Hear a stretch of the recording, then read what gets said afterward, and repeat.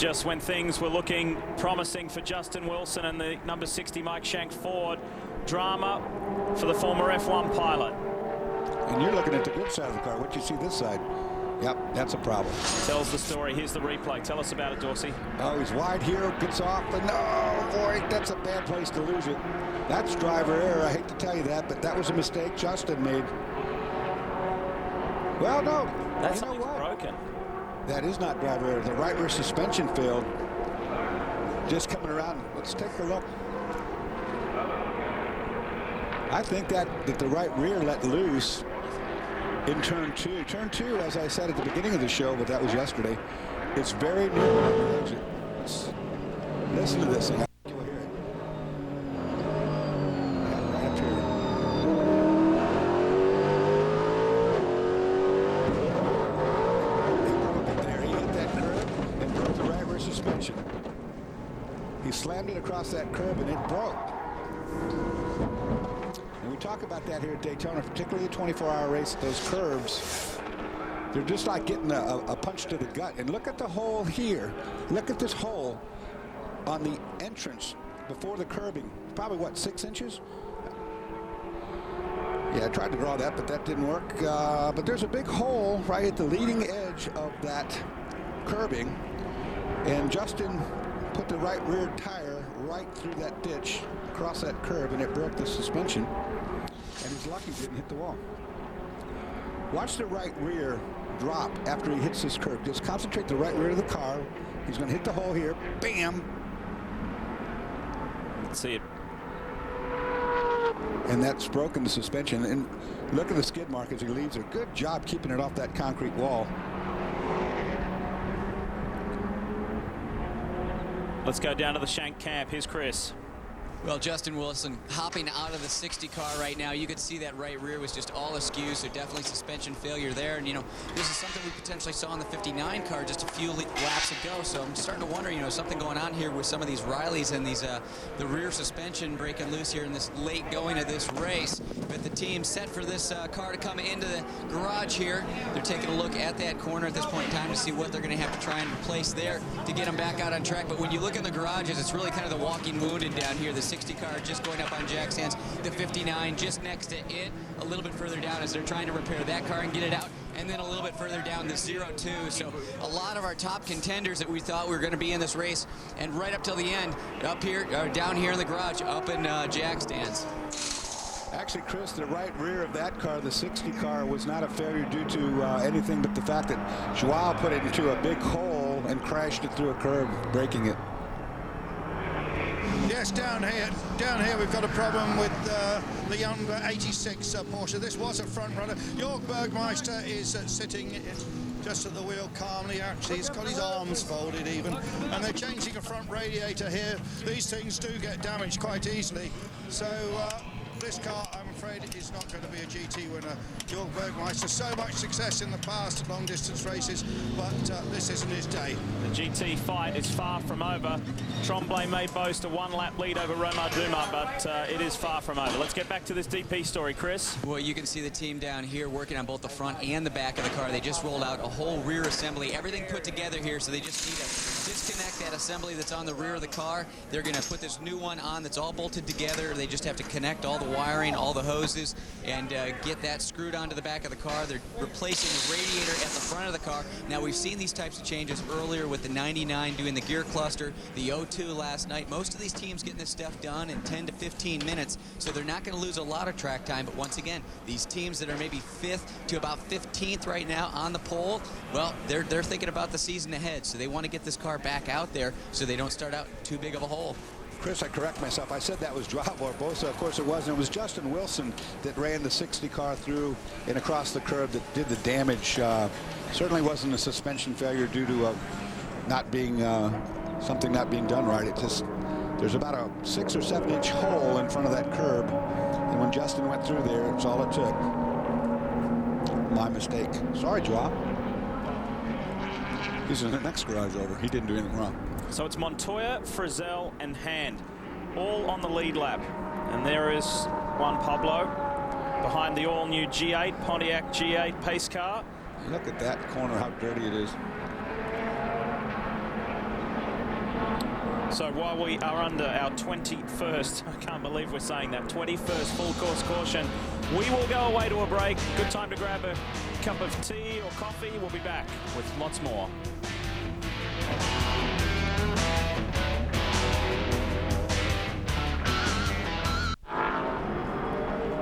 01 in position 1 with over 2,000 miles complete at the Rolex 24 at Daytona for 2008. That's exactly the way Chip Ganassi wanted it to happen. Let's talk GT though for the moment, because there was a hold-up at the Speed Source pit, and the 66 of Ted Ballou for the Racers Group got out first. So too did the 67. There is it leaving. So it was 66 ahead of 67.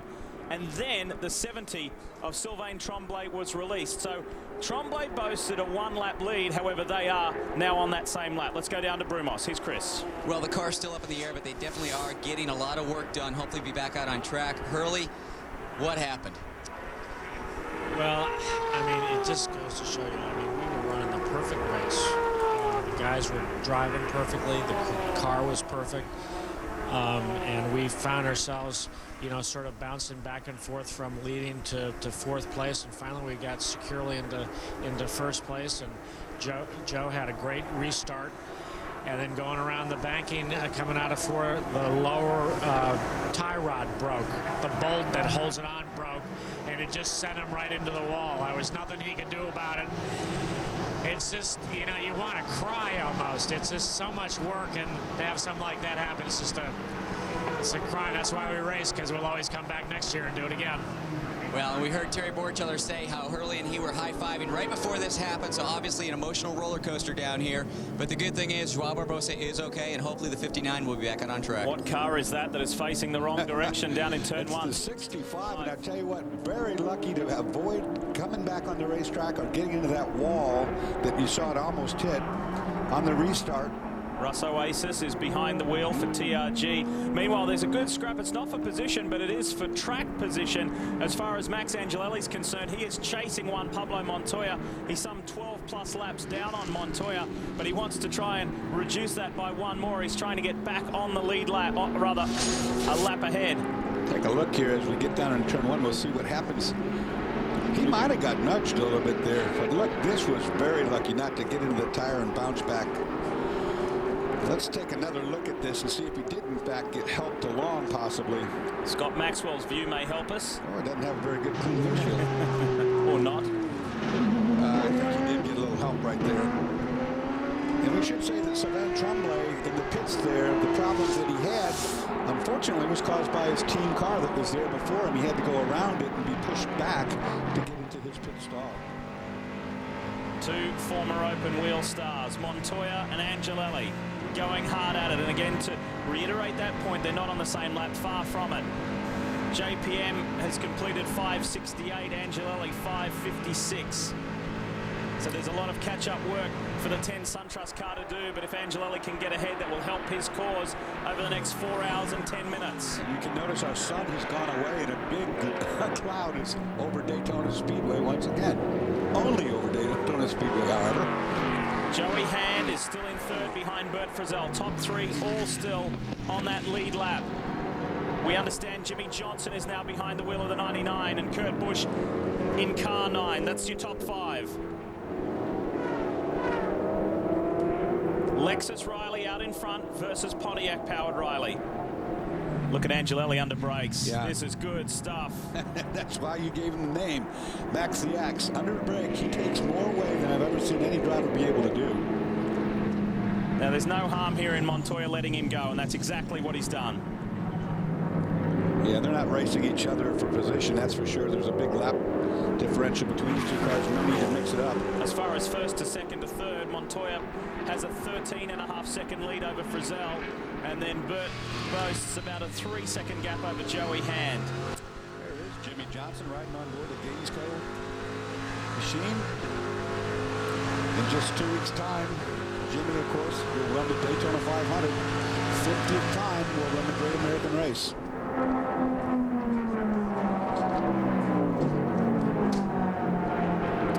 For Jimmy, it's his 4th appearance in the Rolex 24. Got a smoker. Is it the 23? I think it's the 23 Rubik 2. Yes, it is. Smoking Heavy smoke. massively.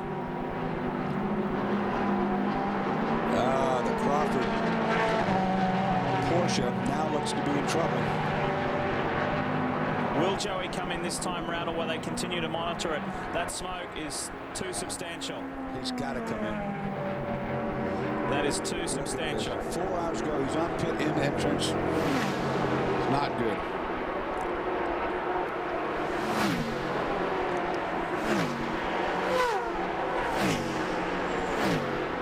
Just when things were looking good, they've been slapped back again at Ruby Tuesday Racing. Was it just tyre up? We'll find out. Chris is there.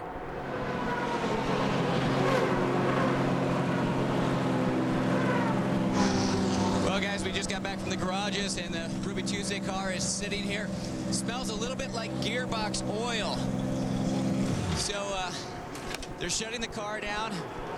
Gonna have to take a look at this and see how extensive it is. Are they gonna have to get into the garage and maybe change out that gear cluster in the back end of the car? The team is looking all around trying to see if one of the hoses may be leaking, where that gearbox oil goes to a cooler. Lots of smoke coming off the back of the car right now, but quite a bit of it is off the tires, and definitely a little bit of that smoke coming from some type of oil back in there. It smells like gearbox though, guys. There's a 4-lap deficit between the 23 and 99. Jimmy Johnson now can leapfrog this 23 Ruby Tuesday Porsche over the next 4 laps if this stays stranded in pit lane. And just see that. Yeah, good shot there. You saw the oil dripping like crazy out from underneath the under tray of the back. So substantial oil leak on the 23 Ruby Tuesday Porsche.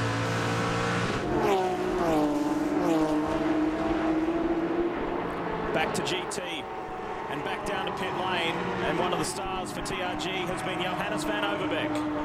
Yes, and a very familiar face here on speed. Johannes, big battle going on between 3 of your team cars, really. Yeah, it's been a heck of a race. We've been digging ourselves out of a hole on 2 separate occasions. And with the conditions, and we're having some issues with our car, it's been quite challenging, but J-Lo crew's been great. The TRG guys have been great. The car looks like it's okay. I feel confident we'll make it to the end, but, you know, a long ways to go still. What was the problem you had? We had a sticking throttle, and our temperatures are rising a bit more than we'd like, so we have to be careful on the revs. You've huge experience with these cars, but what about last night? That was really tough. Yeah, I mean, luckily everybody was doing double and triple stints, so you get a chance to settle into the conditions as they change. And, you know, luckily it never rained terribly hard, but it's the variable conditions, especially for the crew guys, it's very tough. And we have the best strategist around in Thomas Blom, and he always made the right call, so it worked for us. Hannes, thanks very much. And I think he's come 3rd in my best hat on the pit lane award. Well, J-Lo Racing is Dr. Jim Lowe, and Jim Pace, a former race winner overall, is in the car right now. Johannes has done a great job, and that was some smart work bringing his strategist from Flying Lizard Racing, Thomas Blom, over to call the shots. Now, we understand they had another close call. This is coming through NASCAR 4. Take a look at this. The Sortometric Porsche goes high. Certainly a place you wouldn't want to bump. You've got some aero issues here as your 3 cars side by side. Ooh, they did touch. They definitely touched, yeah. That is catastrophe if somebody loses it there. 2 sister cars getting close, and the 74, or it may have been the 14 Autometric car. Ralph Kellner is behind the wheel, and the Ruby Tuesday boys are stranded.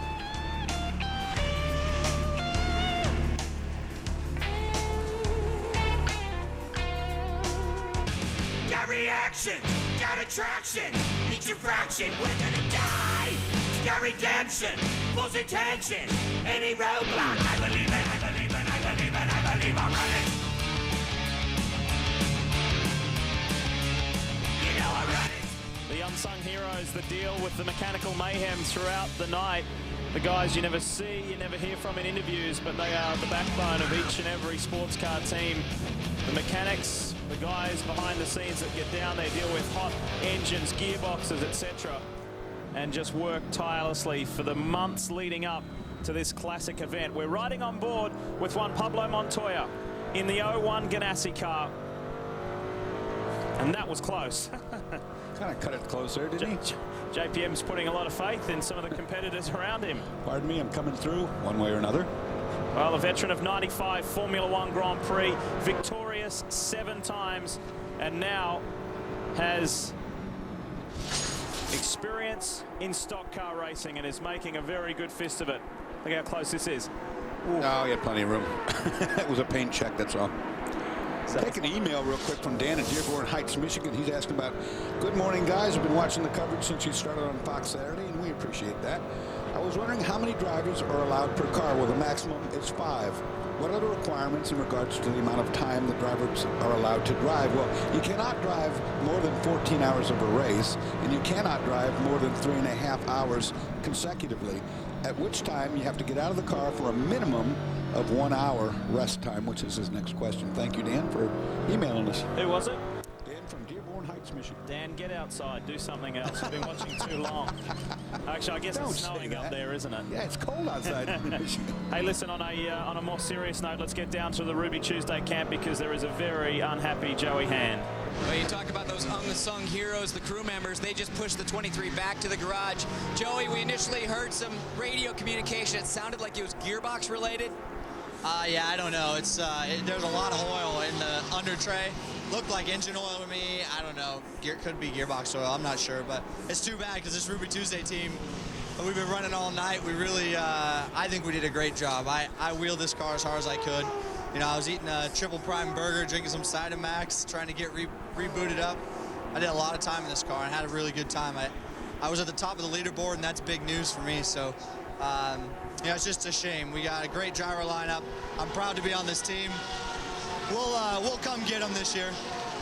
Well, this team definitely did have an impressive run. Now, when they were taking a look at that car, they had the X-Track representative over here. That's from the Gearbox Company. They also had a Porsche engineer here looking at the motor. And when Billy Oberlin got behind the wheel, he fired it up, and the car was pouring out quite a bit of water. So it could be something there where we're seeing multiple things wrong with it, or maybe it is just an engine. But the team did push it back to the garage. They realized they had something much bigger on their hands, and back at the garage, they could have more crew members work on the car at one point in time than out here on pit lane. Well, there's nothing so disheartening as being able to lead this race and go all the way to now and break. Well, let's have a look at one of the things you may remember about Joey Hand, because it was seen all over the world on all kinds of sport highlights programs. This was at Mid-Ohio 2 years ago. One of the scariest crashes you will ever see. I was calling that live, and I don't think I breathed through this whole thing.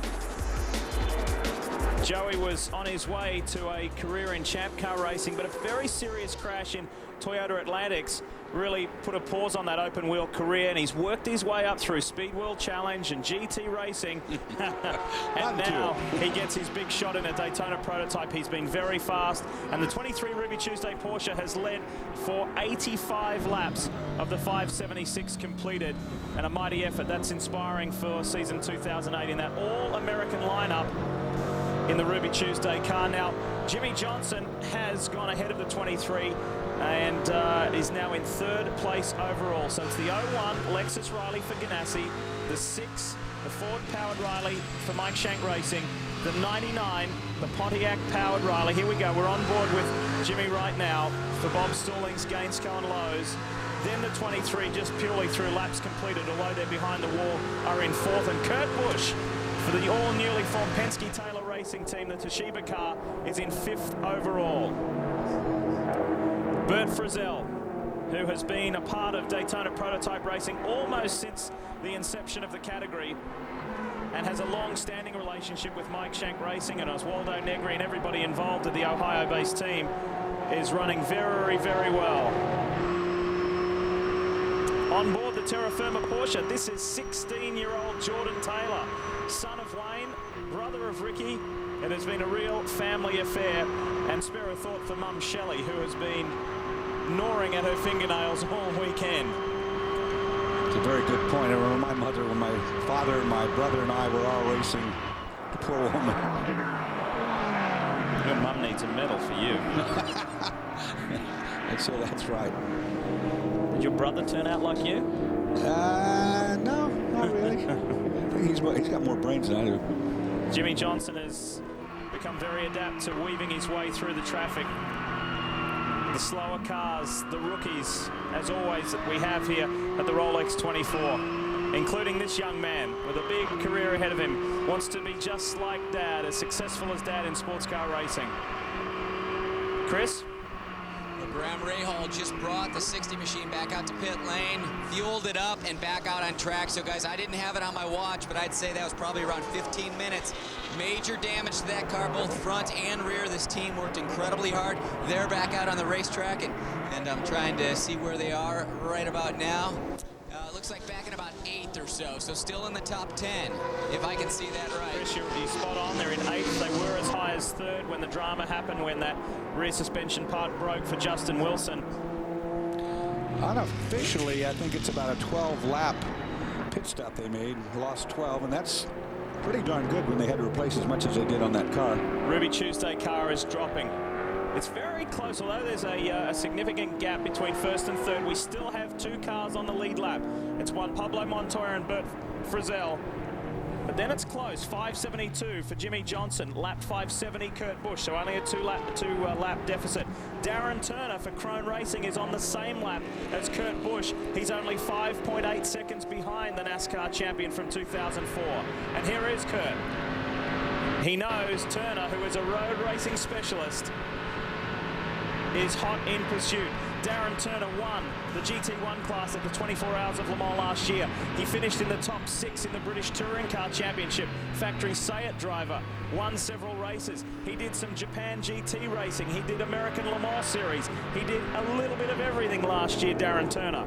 So a highly accomplished man and a former McLaren F1 tester is in hot pursuit of one of the Sprint Cup stars.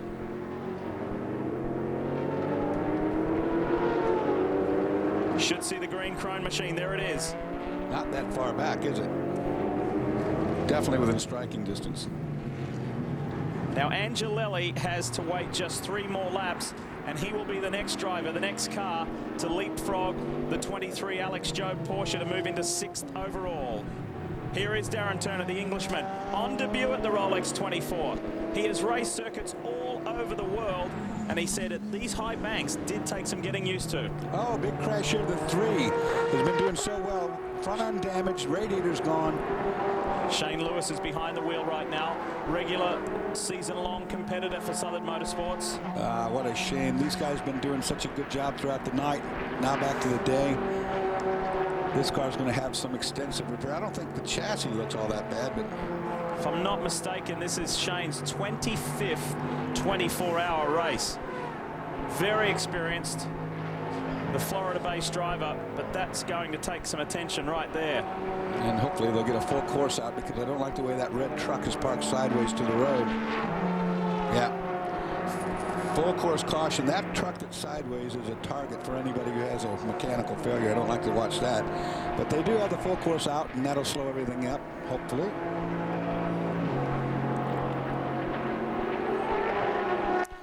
Again, these cautions, the way they do is that when the caution comes out, the pace car will look for the overall leader. The pits are closed. No passing is allowed. However, you can race at race speed past. Once you see what the incident is, you can go as fast as you need to catch the field, and this is something that has caught many drivers out over the night. A lot of spins under the yellow. I don't like that. Shane Lewis is out of the car. I do like that. There he is standing there. He's not happy, obviously, of whatever's happened, but Right, while they address this situation, we'll take a quick commercial break and return to the Rolex 24 at Daytona again. The circuit bathed in sunshine. It's a nice sight as we take you home to the checkered flag. NASCAR superstars like Jimmy Johnson, who you ride with now, you can see in 112 days' time at the NASCAR Sprint All-Star Race right here on Speed. See all the big boys live in a winner-take-all dash for cash. The NASCAR Sprint All-Star Race only on Speed. From Jimmy Johnson to Kurt Busch, champions aplenty here at the Rolex 24 at Daytona, and both these drivers are in the top 4 positions of this motor race. NASCAR driver has yet to win this race, but two of them are positioned pretty well, aren't they? They certainly are. Bert Frizzell has gone to the top, courtesy of a pit stop from Juan Pablo Montoya. They are the only two cars on the lead lap of this motor race. They boast a 5-lap advantage over Jimmy Johnson. A further 2 laps back is this man here, the 2004 NASCAR champion. He then has about a 43-second gap over Darren Turner last time round. Of course, we are under our 22nd full course caution. Look at old Bert Frizzell up there. Name, not a household name across the country yet, but look who's in front of. Those are household names. Bert Frizzell doing a great job. The 6 car. Yet another graduate of the Barber Dodge Pro Series. He was around in the era of AJ Allmendinger and Danica Patrick, and then stepped it up into sports car racing. Did try his hand last year at some late model racing with Stacey Compton and a program up there in Virginia, then decided to come back to sports car racing. To Chris Neville. Well, JPM was just here in pit lane, and it was just very routine stop, just fueling tires. One thing he did tell the team is be sure to blow out the radiator opening on the front of the car. There was a lot of debris in there. One thing I noticed, that right side, I don't know if our cameras can see it, but it's very blown out. That chicken wire mesh that protects the radiator on the inside is blown out pretty much on the right side, so any major debris can get to the radiator at this point in time. That's something the team's going to have to watch here in these next few hours. With all the debris out on the racetrack, big chunks can actually make it back to the radiator at this point. This caution allows us to bring you up to date with our other class, the 2 classes on track, Daytona Prototypes GT. There's been a massive gift to Sylvain Tremblay and the Speed Source team. He had Spencer Pumpelly and the 67 TRG car on the tail of his lead lap after a great pit stop last time round. There's now a 3-lap advantage to Tremblay. They've got problems with the 67 TRG Porsche. There's so much debris on the racetrack. In fact, for the first time I've ever seen this, they've got the jet dryer out there blowing some of this stuff off the racetrack and down off. Probably a good idea. He's off the racetrack now, but they actually sent him out there to get rid of some of them. You'd be heading straight for the bus stop, wouldn't you? Yeah, the mud and dirt and oh, it's a grass. mess over there. It always is. Here is the lead GT car. Just almost got something in his radiator grill. It went off to the right, a piece of paper or something. 3 of the regulars, Sylvain Tremblay, Nick Ham, David Haskell, who in the sprint format races calls the strategy for the team. And they've brought in young Brazilian hotshot Rafael Matos. They're in again, the GT cars, and Andrew Marriott's there. And it is very busy down here with the 3 purple cars coming in all together. There is definitely a problem with the radiator. That car, they have been told to take it much more easily. You just see the guys perhaps there working away with a water spray, trying to clean this radiator out. The car is now being pushed back. It's just like a very busy car park down here. And he goes off, but he's not been using so many revs because of this problem. And I know that the team is very concerned about it.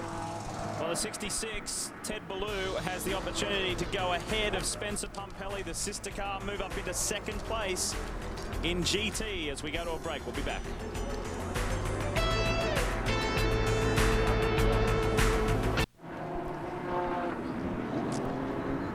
Back with some sunshine in Florida, as it should be, but it has been a rare sight. Now check this out. Nick Ham in the 70 Speed Source Mazda. After exiting pit lane, taking over from team principal. This was a nervous moment, but fortunately with a happy ending. Brakes free again. These tires are really, really slippery before they get some heat in them. And these drivers, when they come out of the pit, they're told go as fast as you can, catch up with the pace car. And this is causing a lot of problems under yellow. Andrew?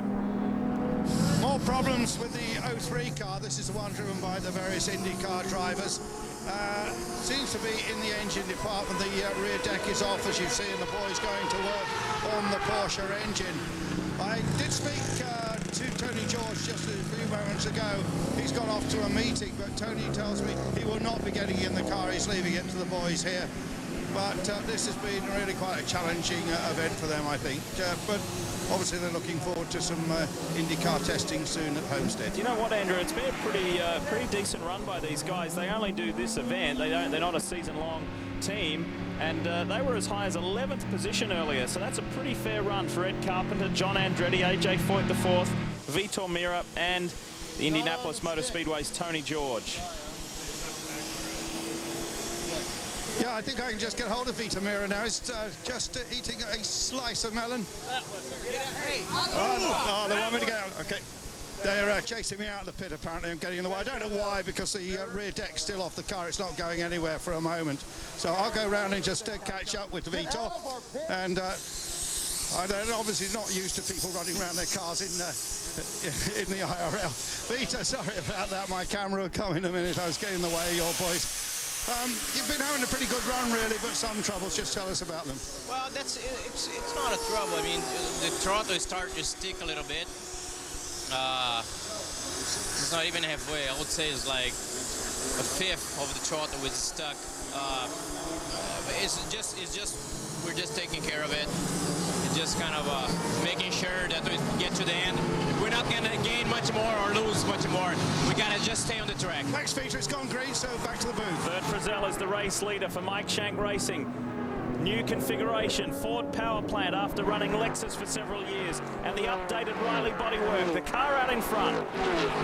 While Pablo Montoya is only 3.5 seconds in arrears. Both these cars on the lead lap fighting for overall victory here at the Rolex 24. Little miscue there in turn one. I can't tell. It's Nick Ham again. Nick Ham again, and the 70 Speed Source Mazda was wide of turn one in that new paved area. Multiple race winner in 2007 in the GT class. At one time, they were in with a shot to win the championship. In the end, it went Farnbacher Lowell's way with Dirk Werner, sole champion. Quite often in sports car racing, because of the multiple driver scenario, you get co-champions. But Dirk Werner had it all to himself in 2007. Good clean restart so far.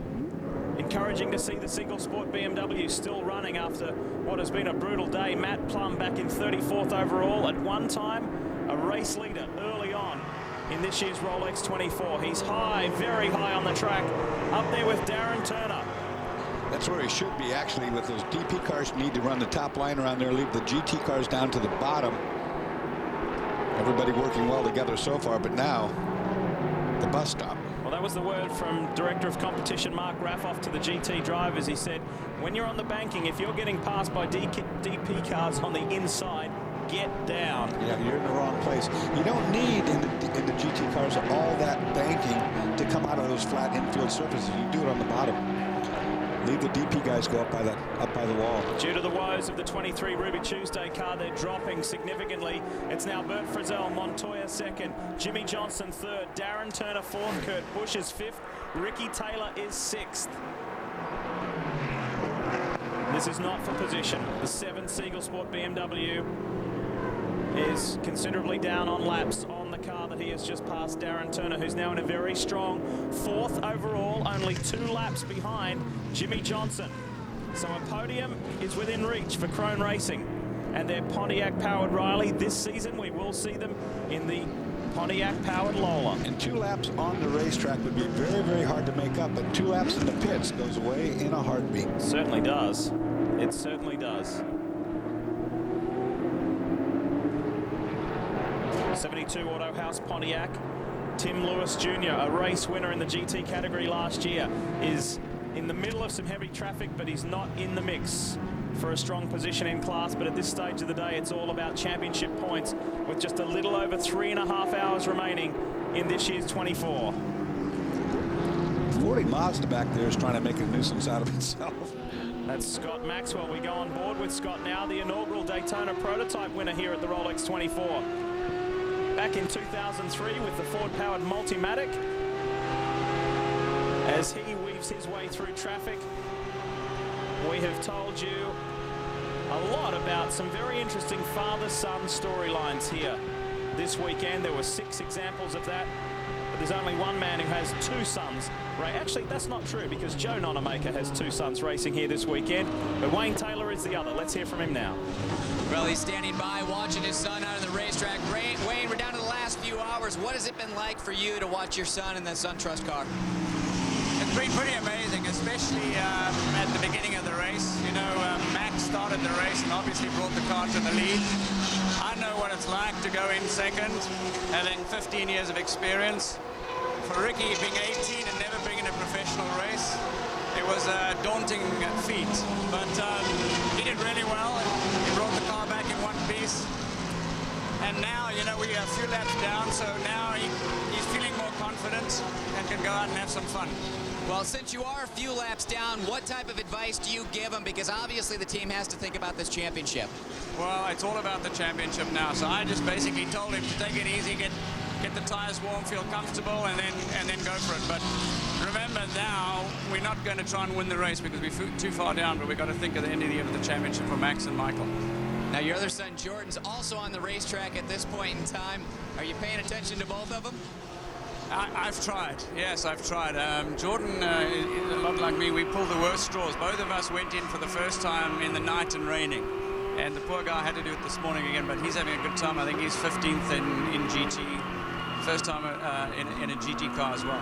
Now, we know you had a lot of problems with the car, originally electrical issues, and then overheating problems. I talked to Travis a little while ago. It sounds like things are back under control. Listening on the radios, they went to some special formula, some type of hair dye or something in the coolant system. You spend too much with Calvin Fish. You spend way too much time figuring out how to make an idiot of me, but trust me, I'm holding it for you guys. But anyway, no. It's been very unfortunate, actually, because both the number 9 and number 10 car, when they're running, I mean, they're matching the leaders, and it's disappointing, but at the same time, it ain't over till it's over. Well, we've got a lot of fast cars out on the racetrack, but the teams that have had those hiccups throughout the race, they're still a couple laps down. And put yourself in Ricky Taylor's shoes. Here he is, 18 years old. Think of the drivers, as we show you the father-son examples, think of the drivers that he is out there with right now. Bert Frizzell, extremely experienced in sports car racing. Juan Pablo Montoya, a veteran of 30 Formula One podiums. Jimmy Johnson, twice a NASCAR champion. Darren Turner, multiple category Le Mans winner, touring car driver, ex-Formula One tester. Kurt Busch, NASCAR champion. Joey Hand, been around forever. Graham Rahal, now a man a young guy who has done very well in champ car racing in his maiden year. Jim Matthews, been in sports cars for years. Ollie Gavin, former F3 champion, American Le Mans Series class winner, Le Mans class winner. He is out there with some serious drivers right now and holding his own. And if you're going to aspire to be a world-class race car driver and you're 18 years old, why not? Why not go out there with the best right now? And he's made no mistakes. Jimmy Johnson has caught Bert Frizzell. This is not for position immediately, but it is to get a lap back. And Jimmy Johnson needs that lap back, and he realizes that if you can get that lap back and catch a caution, well, you're back in the game. For those of you just tuning in, good morning. Welcome to Speed's live and continuing coverage of the Rolex 24 at Daytona. Lee Diffie and Dorsey Schrader with you here. Andrew Marriott and Chris Neville downstairs on pit lane. Calvin Fish and Brian Till will soon step in for those guys who have been here since 6 this morning doing a wonderful job. You're riding with two-time and defending NASCAR Sprint champion Jimmy Johnson, who is hassling young Bert Frizzell. It's not for the overall lead of the race, but it is to get back an extra lap, and Bert isn't cutting him any favors. I just saw something right there. I think Jimmy Johnson's car has more downforce put into it right now. It's not as fast on the top end, but it's faster on the infield. So if Jimmy Johnson's going to get by, he wants to do it right now in this infield area. He doesn't have the top end, apparently, that the other car has. I got a little wide of his apex there, trying to drive it in really deep. Got a little bit too much speed when he got to the middle of the corner. And now he's under attack, too, by the 60, Graham Rahal behind. Graham Rahal is some 17 laps down on the sister car, the lead car, number 6. They've had problems. They were on the lead lap, and they were in contention, and then a broken rear suspension part while Justin Wilson was at the wheel. He slammed into the curb, and it sent him flying sideways. Take a look at that now. Bert Frizzell able to open up the gap as he goes down the long back straight. Keep your eyes out for Juan Pablo Montoya. Montoya should be behind the 60 because there he is. He's only 2.5 seconds behind Bert Frizzell. Well, hats off to the guys working on the 60, the Michael Shank guys. That car was badly damaged, and they obviously have done a great job putting it back to straight again. There's been some top-class repair jobs done throughout the night, throughout the rain, throughout these testing conditions. Good morning to those of you on the West Coast just tuning in. We know that it's pretty early over there, but let's review what occurred when the green flag flew. It was mayhem in the GT class after Scooter Gable came together with Anthony Lazzaro right as the green was waved. Then Elio Castro-Neves flat-spotted a tyre. It caused a deflating tyre bodywork in the opening hour. Guy Cosmo had a scary moment when he lost the right front wheel of his Porsche Fab car, but got the Spirit of Daytona car back to pit lane, no problem. We fast forward to hour 3, and Alan McNish, Peter Barron, team principal at Samax, having an interesting discussion because they ran into early wheel problems, but that was sorted out, no problem. Sadly, they were to retire from this race a little later on in the race. Hollywood star Patrick Dempsey, in a pretty rough introduction to his first Rolex 24 at Daytona. The J-Lo TRG car is still in the mix in GT, but they had some anxious moments. So too did Salvador Duran for the 02 Target Ganassi car. Sent to the box, major front end repair, and then they sent him running again. It's been a very eventful 24-hour for one of 2 Ganassi cars. 6-hour highlights and an electrical problem plagued the number 10 SunTrust entry. Former championship winning car and race winning car finally got going again with Wayne Taylor, the team principal, at the wheel. In hour 7, more dramas. This wasn't Taylor though, it was Angelelli at the wheel. They ended up having to push start the car, bump start it. Angelelli, things were a little bit frantic and hectic down there in SunTrust land, but they finally got the Italian ace going again. And currently Ricky Taylor is at the wheel. That car is running 6th overall. Hour 8. And this was a common sight throughout the night in slick, slippery conditions. We fast forward from the 8th hour highlights to stuff earlier this morning in the 17th hour. Patrick Long getting into the side of Oswaldo Negri, the pole sitter. Nothing too major, but this was considerable damage to the AIM Autosport Ford-powered Riley, and they were to retire after that. Just too much damage done. Michael Valiente and Scott Pruitt coming together at one stage, teammates last year, not anymore, they're fierce rivals, and there was just a minor hiccup. And then I'm not sure if this was Alex Lloyd or Salvador Duran. I believe it was Duran at this stage of the race behind the wheel, and yet another hairy moment for the Mexican driver. Then there was a multi-car pile up here, not too much damage done. Gunnar Jeanette was in the 57. That car needed some rear right attention. And then a gear cluster change for the 99, Bob Stallings Gainsco Lowe's car. That team did a superb job in getting that car back out and running. Major dramas and ongoing dramas for the 91 Riley Matthews car. And that was a lead car at one stage in the race. And then this is one of the scarier moments. Joao Barbosa, while in the lead, had a right rear suspension part fail, sent him sideways, and a big slap into the infield wall. We understand that Joao is okay. Justin Wilson hit the curb a little too hard, heading up towards turn 3, and broke that right rear suspension. He was able to bring the car back to pit road, and as Dorsey and Chris were just saying, a great repair job from the Mike Shank Racing team to get him back out on track. And then this just crushing blow to the Ruby Tuesday 23 that sent it behind the wall. That pretty much brings you up to date with the major highlights and lowlights, you could say, for some teams as we take you to the race summary. And can you believe that? 22 cautions for 87 laps and 15 different leaders. It's a DP record here at the Rolex 24 at Daytona. NASCAR notables, we've got Champ Car notables, IndyCar notables, sports car heroes. We've got them all here at the Rolex 24.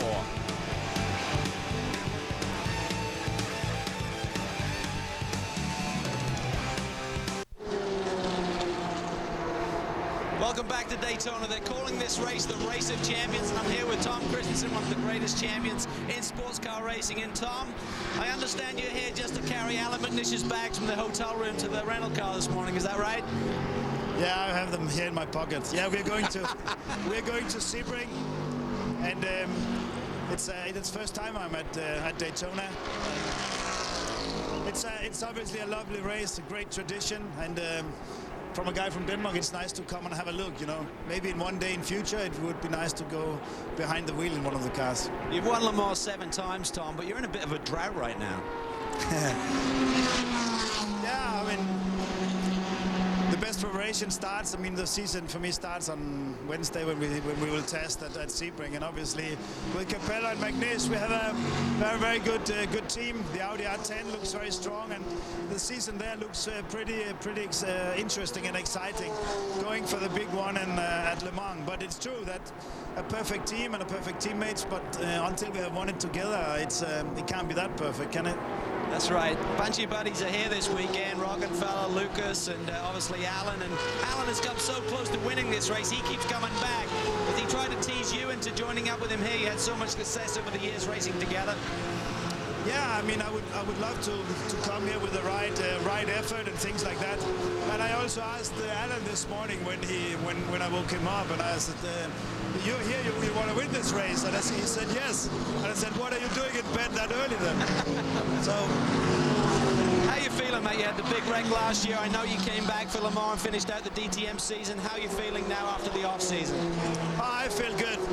The sunshine is out, and I look forward for this season. My boss, Dr. Ulrich, have sort of left me home and done all my physical training and all in preparation for this season. And I've not been testing. I haven't been in a race car since the final race of DTM in Hockenheim last year. So you know, I'm really hungry and motivated. TK, great to see you here. Look forward to seeing you at Sebring and Le Mans. Thank you very much. Pleasure. Brian? It's nice to see the sun coming out. Somebody that needs a little sunshine is Leighton Reese. Leighton, you guys have had problems. We chronicled that. You had a half shaft go yesterday. Is that the same problem that you guys have on the 06 right now? I'm not sure. Mark Bunting says apparently there's only one-wheel drive in the rear, and you know, it's even handling weird on the straightaways. So you know, it's just it's not going our way. We must have made the race gods angry, but you know, the 07 car's still got a shot at a decent finish. We're having a good battle with our epic rivals, the Farnbacher crew. So hopefully we'll get the Banner Engineering Pontiacs closer to the front.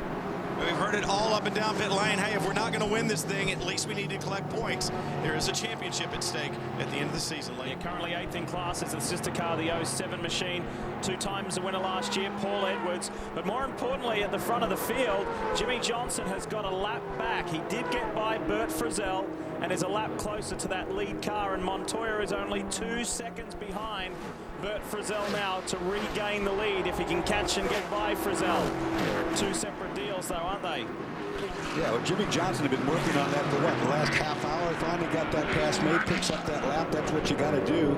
You'll get some of them that way, and maybe a caution or something to come out of it, gets lucky and get back up in the lead lap again. Let's give some credit to Kurt Busch in only his second Rolex 24, because he is actually pulling away from this sister car. The 76 of Darren Turner is now 7.2 seconds behind Kurt Busch. He was as close as 4.5 seconds. So Busch is handling it well. This is the 75. This is Ollie Gavin. He's up in the top 10 as well.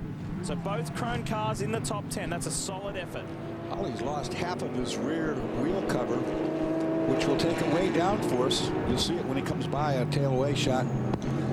It's got the upper part of the left side missing completely. And that channels air up back over that wheel. Now there's going to be a big vortex of air coming off the wheel, which will disrupt the wind to the wing. And with those 2 cars you're looking at there, the green and blue Krone and the yellow Doran, it's a Ford-powered Doran, the Pontiac-powered Riley. There'll be changes with these 2 cars. It'll still be a Ford-powered plant in this, the 77 Kodak car, but it will no longer be referred to as a Doran. There'll be significant changes with the bodywork, and it will be now known as a Dallara. Kevin Doran working with Dallara. Wayne Taylor, we know, will have a Dallara as well, and we believe there's another one on order for a different team and a new driver combo as well. And then with the Krone team, of course, Proto Auto LLC will bring back those Lolas that we saw at the January test. Didn't quite go to plan. They didn't feel as comfortable as hoped, so they had to revert. Oh, problems for our race-leading car. That's not good at all. Bert Frizzell is in trouble, major trouble. This looks engine-related. That does not look like a tire. Now it's shaking. Calvin?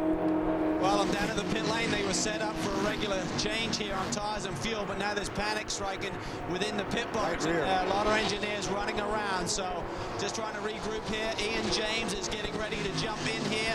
We expected AJ Allmendinger to maybe finish this thing out, but right now, that would be beyond the 3-hour maximum that you can do with a driver, so they're going to have to rotate the guys in and out here. Right rear suspension. Big drama here. Cal, right rear suspension's failed on that car. Right there, it's towing out there in the back end, Dorsey, so something has gone amiss. They need to really check this out. Mechanic is now looking at the body work, but you're right, I would have thought the mechanic would have seen that. Actually, this new body work actually gives a little bit of a distorted view. It kind of tucks in there, Dorsey, so I'm not sure if there is a problem or not. The wheel's on, he's rocking it, trying to get, no, it is broken. It is definitely broken. They need to get this thing fixed and not send the car out. Yeah, I saw it, Cal, when he came on the pit lane. I could see it flopping around back there, so good job of maintaining control. But this is a suspension failure. They need to shut it down, get that bodywork off, and assess whether they need to get it behind the wall and get more of the mechanics on this. Well, he didn't make the bus stop, Cal. Whatever broke under braking right for the bus stop. He was wise and went straight. He brought the car to a stop like you're supposed to and drove it back. But whatever broke under braking. And this is where the teamwork really will pay off. How orchestrated are these boys? How much rehearsal of changing the suspension pieces was done in that off-season? Even though this is the new Riley bodywork, essentially the suspension components are what they've been running last season, so they should be familiar with the change. It looks like the front end of the bottom wishbone ties into the bell housing there. Can't quite see in there, Dorsey, to see whether it's just the rod end is broken or whether it's the... Bert Frizzell did some heads-up driving right there, Calvin. It broke under braking. He knew right away not to even dare turn down to that bus stop. He went straight on and saved the car. And all of a sudden, there's an extra spring in the step of the 99 Bob Stallings Gainesco Lowe's team. This is the lead car, one Pablo Montoya. It has not changed, and there's now the sole car on the lead lap. Well, with Bert Frizzell, Ian James, and the Mike Shank crew stranded in pit lane, now Fogarty, Gurney, Jimmy Johnson, and Jimmy Vassar can play leapfrog and move into second place in just 3 laps' time. Cal. Well, as the number 6 is now being pushed back, I heard the words you don't want to hear. We may have to change the bell housing, so that is a big fix, which is definitely going to take these boys out of contention for the win. But there are also dramas down in the 01 pit. I just checked in with Tim Keane, who orchestrates that operation, and he said we're having some problems. It's overheating, and we're hearing a lot of that throughout the course of these 24 hours. The amount of sand around this racetrack, and then you get the water with the rain that we've had, it turns into like a fine paste. It just clogs up the radiators. He said what we have is a second grill, which we're going to try and take out on this next pit stop and try and get these water temperatures down. But when your main competition has now had big drama, you'll probably be a little bit more thorough in fixing the overheating issue on the 01 machine, which will assume the lead here. Dan Gurney, he was up here in the speed booth last night. His son now has a serious shot at winning this race. Kyle Brannan, the race engineer.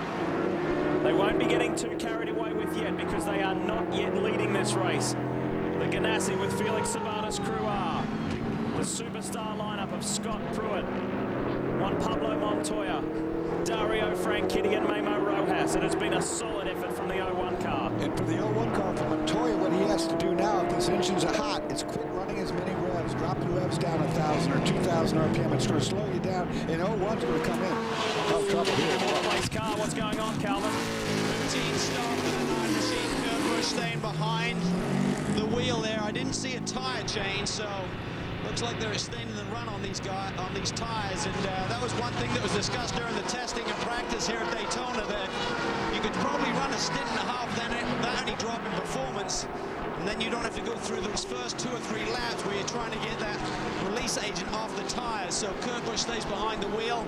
They too are really working on that front radiator. Both the 9 machine and the 10 have been suffering from overheating issues also. It's only a matter of time, 2 more laps, and the 99 Gainesco car will move into second place. Kurt Busch back out after that routine service. He has been overtaken by Darren Turner in the Crone Racing Pontiac. So Darren Turner now owns 4th place in this motor race, 7 laps behind the leader Montoya. Well, this is shaping up to be quite an epic battle, isn't it? If this car, in fact, has any kind of a hiccup, then we're going to have all these cars in contention.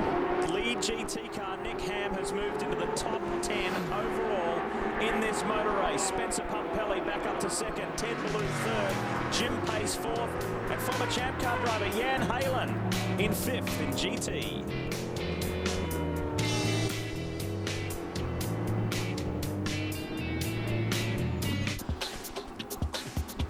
This race evokes so many emotions. Generally at the start, a few nerves, a lot of happiness, and generally glad to get the season started. Those emotions and feelings change throughout the course of the next 24 hours, whether it's joy or heartbreak, despair, frustration. We're getting close, about to click up 600 laps, which means in excess of 2,100 miles have been run, and just a shave over 3 hours to run until the checker comes out. And still the story unfolds. The Fogarty, Gurney, Johnson and Vassar has now moved into second outright. 5 laps behind. Should be only 4-lap deficit when he comes through the next time to trigger the timing monitor. The 6 Michael Shank car with Bert Frizzell behind the wheel when he came into pit lane, due to laps completed, still remains in third overall. Darren Turner is fourth and Kurt Busch is in the top 5. And we've been saying that no NASCAR driver has won this event, and I stand corrected by the emails we've been getting. No NASCAR champion has won this event. In fact, Casey Mears did win this in 2006. 2 years ago. Sorry, Casey. My bad.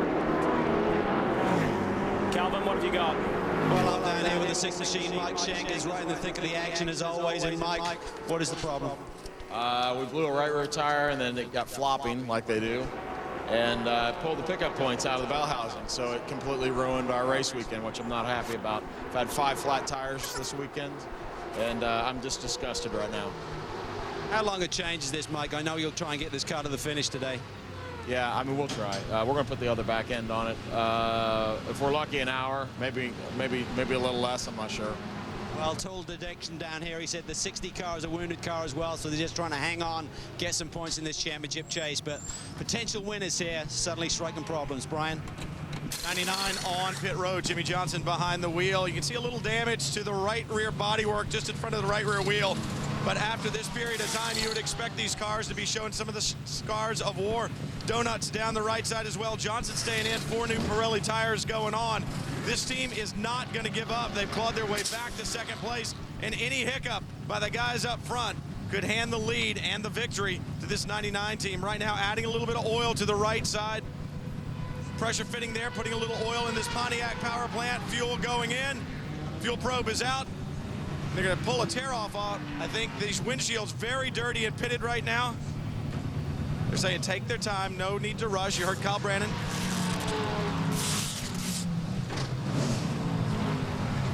Jimmy Johnson, this stop taking a while here on the left rear, doing some work back there. I can't get around to that side of the car just yet.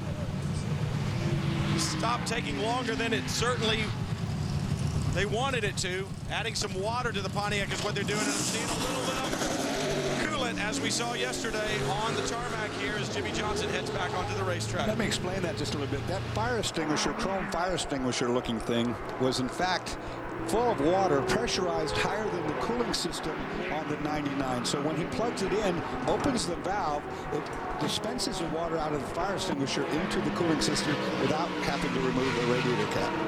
We were talking about Casey Mears earlier. It was Casey's victory with the Ganassi organization that spurred Jimmy back into life to come back and try and win this classic sports car endurance race. He's had 3 races previously, 2 outside the top 20, and he's had 1 second place finish. That's where the car sits right now. Here's the boss, Bob Stallings.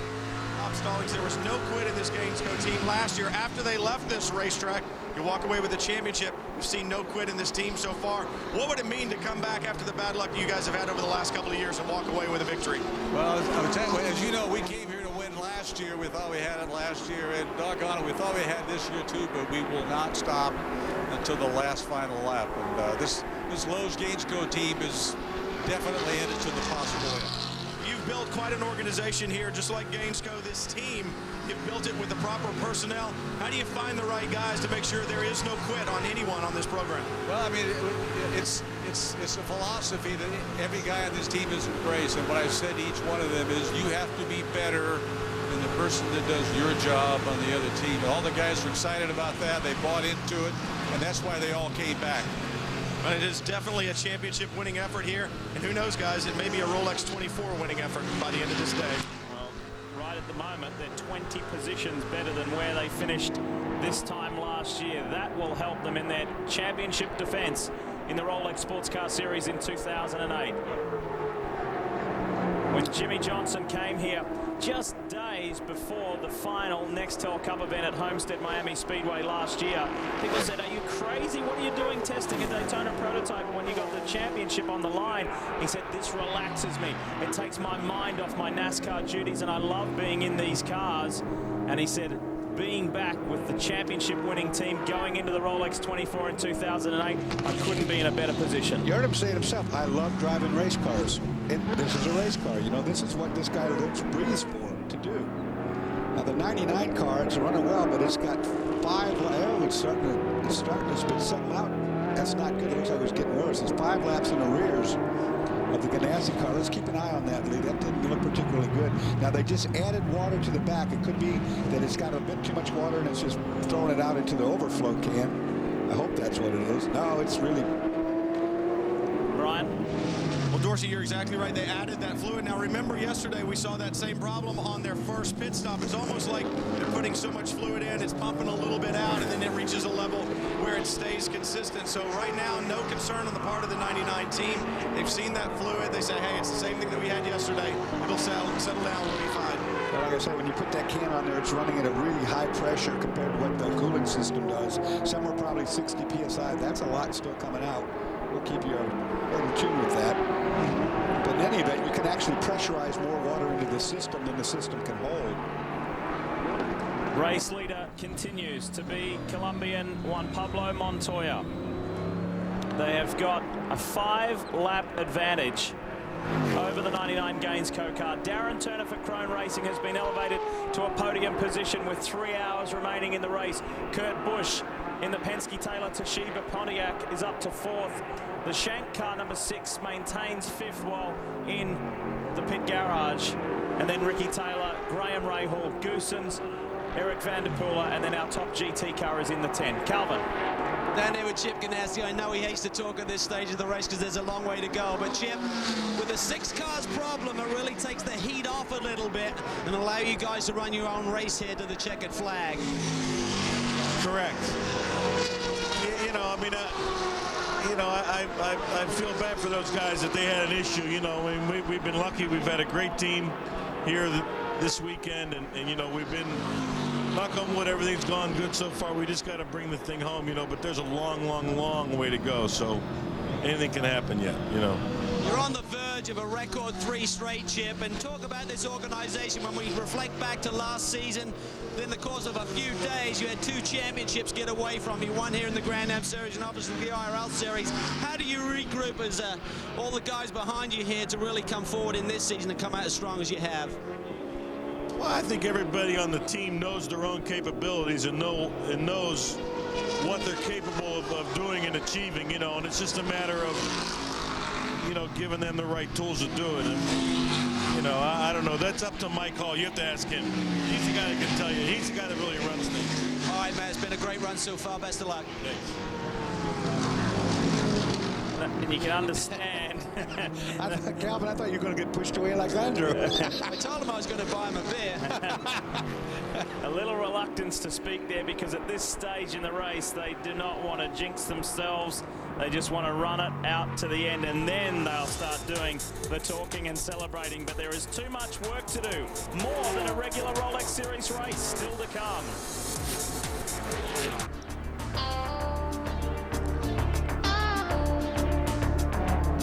This race has been a little weird when you have been at the front. Joao Barbosa, Justin Wilson, Joey Hand, and Bert Frizzell. And that's Joey saying, oh well, we gave it our best. And now the 77 Ford Doran Mamo Gidley is nuzzled in against the tyre barrier. The 07 Pontiac of Paul Edwards was involved. This is the 62 TRG entry, and sports car legend Jack Baldwin behind the wheel right now. Possibility is that Jack lost an engine. Watch this. Oiled down the racetrack for these boys. We'll see if we can see what happens here. But I think Jack's car had an engine let go, and there it is up ahead. Yeah, there it is up ahead. And now this is all full of oil, and now we got problems. Can't stop, can't turn. This is on board the 60 with Graham Rahal. Good save by Graham. Unfortunately, several cars beyond that weren't as lucky, 77 being just one of. This brings out our 23rd full course caution, as we'll have to clean this up. Well, he's not slipping in oil. It's not all frustration out there, is it? I bet that water's cold, though. There is a little bit of fun to be had here on Lake Lloyd in the middle of Daytona International Speedway. It's been going on all weekend, and this is probably the first time they've enjoyed some sunshine to ski with. You'd look good doing that, wouldn't you? No, not with my gammy leg. Your billabongs? So the situation being cleaned up out there. Now Dorse learned from this. Cuts in the corner. He's got a good entry here. He's ready for it. Yeah. That's kind of a Joey hand maneuver. Good landing. Sticks to landing. Joey didn't do quite as well on the landing. No, kept going. Had a good takeoff, though. It's pretty neat, huh? Very stylish. Not his first time, I don't believe. Was that you in your younger days on Lake of the Ozarks? Yes, it was, as a matter of fact. I used to do that. Now I drive the boat. Easier job.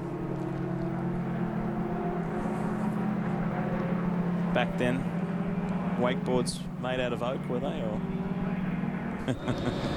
13 cautions last year. 18 was the record set in '97. This is our 23rd so far in this 24-hour Rolex. Cal, tell us more about this sequence of stops.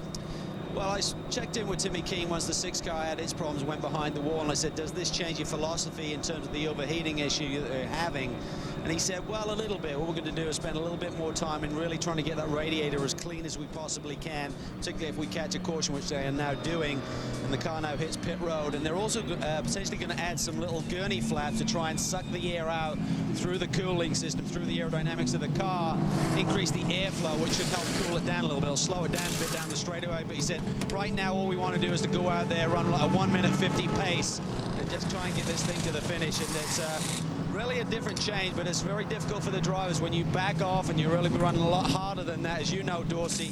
You try and take too many, be too conservative. You get out of your rhythm a little bit, so they have to watch for that. Let's go down to Brian. Mark Goosen's in the number 91 Riley Matthews Pontiac. Still big cracks in this windshield. Bill Riley told me last night if they had a long caution, they would try to change this windshield. You see big cracks on the right-hand side of it, but it seems like they haven't gotten any bigger, and they haven't changed that. Visibility, a huge issue right now. Crew trying to clean it off so that Mark Goosen can see. They're trying to claw their way back up to the front, Cal. Well, work continues as we expected here on the front end of this 01 machine. They put a new grill in there. The mechanics got right in there. See up on the air outlets from the nose there, they're adding these little gurney flaps. What that does is change the air pressure over those and sucks more air through the radiator, essentially cooling the car down a little bit more. So they'll monitor this closely, and I'm sure they're not going to get into any high temperatures if they can possibly avoid it, because there's not many Lexus in the field this year, but certainly right now they have the strongest horse. Brian? Cal, the 91 still sitting here, and right now the crew, Bill Fingerlow, looking back in the engine compartment. I saw him with a piece of exhaust pipe here in their hand a moment ago, so I don't know if they have a header problem, if they're going to have to change a little length of exhaust back in the back.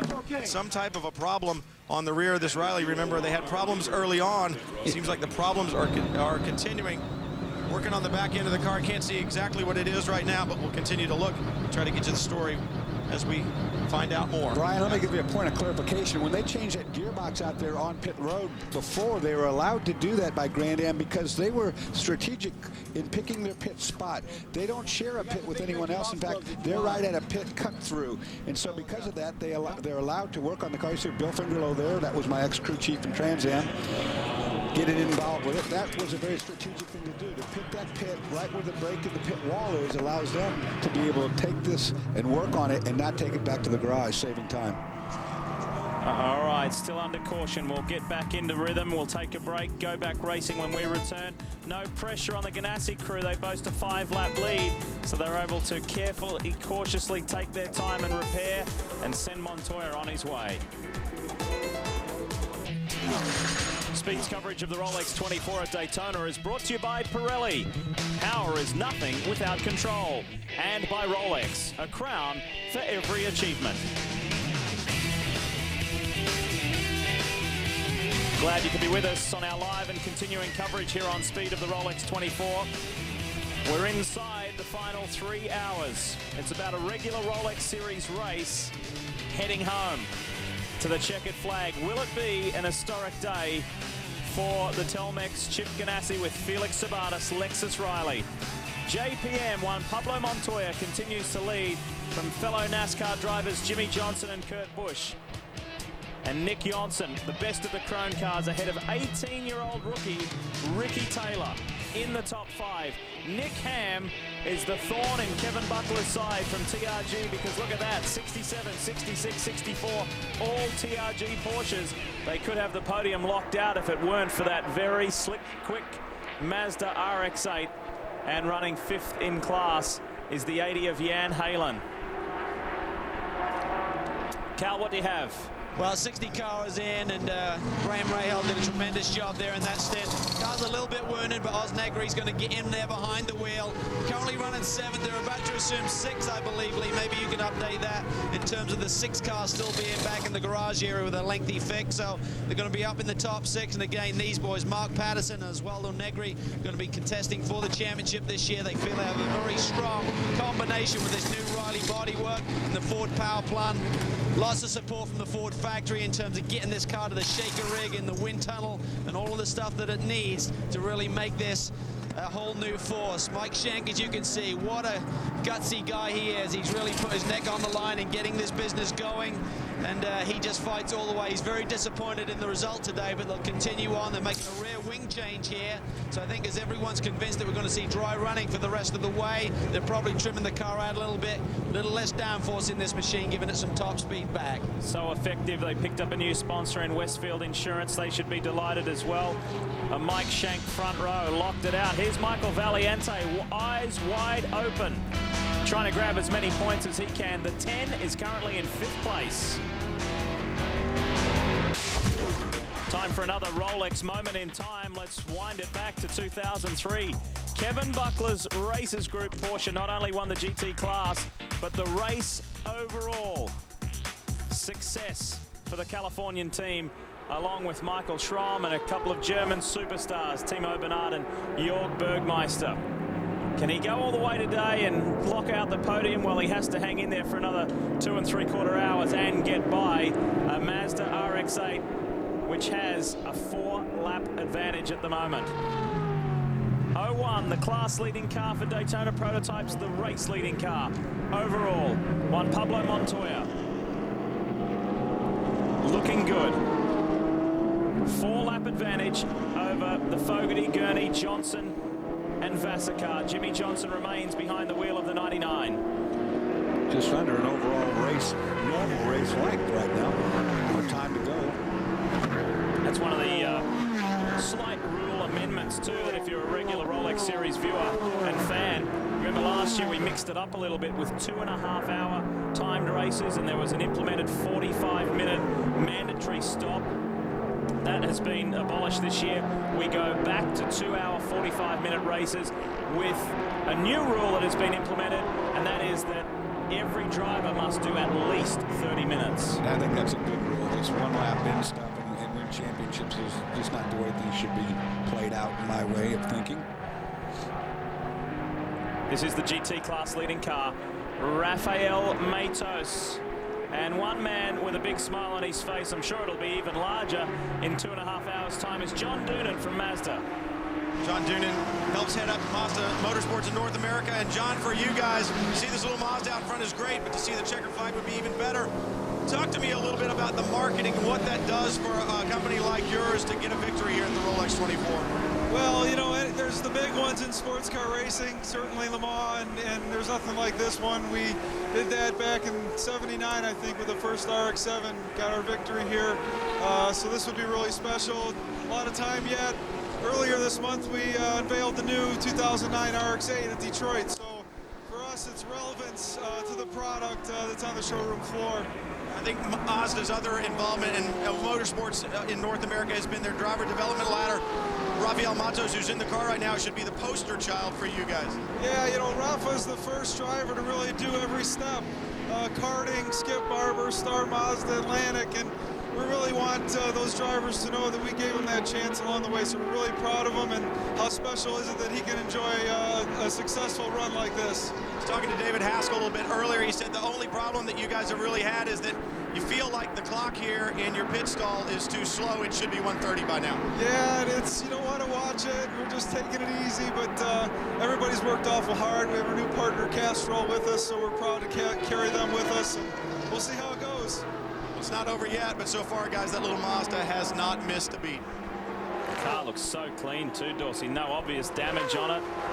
That's the key to it, isn't it? I mean, you got to run this whole thing. We talked about it. You can't win this race till 1 o'clock today, so knocking the fenders off of it and tearing it all up yesterday, what's that good for? 1 o'clock or 1:30? 1:30, well, whatever. Depends how fast you go. Robin Liddell in the 57 Stevenson Motorsports Pontiac GXPR. Something new for Robin, who has become so well known to sports car fans for his efforts in Porsche racing. Did do a little bit of LMP2 prototype racing, but typically we know Robin, he's a very fast Porsche driver. He is a GT winner here at the Rolex 24 when he drove with the Orbit team, Johnny Molam, the Policastros, and Mike Fitzgerald back in 2004. A couple of emails just came in, one asking, do the Rolexes go to both class winners or just the overall winner? In the past, it was just the overall winner, but nowadays, not that way. Now, both classes. Unfortunately, when I won, it was the other way around. I didn't get mine. And then Michael from Burbank, California says, hi, when a team buys a chassis from one of the manufacturers, Riley, Crawford, etc., what does that include? Suspension, transmission, brakes, etc.? Well, you can negotiate that depending on what you want to do. The second part of the question is, do they have to configure it to match the motor the team is going to use? Answer that question definitely is a yes, because the bell housing at the back is different per motor, and most of the rear suspension mounts off the bell housing.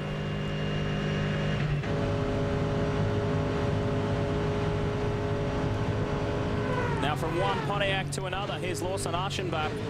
We know Lawson so well from Speed World Challenge, and he is looking forward to the challenge of racing an entire season in the Rolex GT field and season. He wants to get the championship this year with his new teammate, Tim Lewis Jr. Of course, he was a Team Cadillac driver, and that team no longer together gives him the opportunity to move up to this GT rank. It is a step up, no question about it, and I'm sure he wants to continue his affiliation with General Motors and be a factory driver, which in the United States road racing, if you're going to make a living being a driver, that's something you, in my estimation, have to do. Some of you will remember Mike Borkowski, the former DP driver for the Brumos Porsche organization.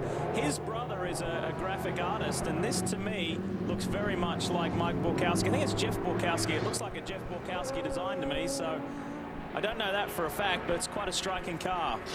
99 is in. Brian standing by. Jimmy Johnson brings the 99 to pit road. Now, he had called in on the radio just a little earlier. We were monitoring their radio. He said he had a vibration. They told him if he could live with it to stay out. Then they decided, you know, for safety's sake, let's check this out. We're working our way back towards the front. All we need is the lead car to have a problem. We'll take the victory here, so let's get it in. Let's get Alex Gurney behind the wheel. But it happened so quickly. Gurney was standing on pit wall ready to go. Bob Stallings tapped him on the shoulder, pointed to his hands. Alex had forgotten his driving gloves, so he had to jump back into the pit box, grab his driving gloves, and then get ready for the stop. Right now, the cool suit system going in on the right-hand side of the car. Gurney behind the wheel. Just 13 laps ago, they were on pit road, so this is an early stop.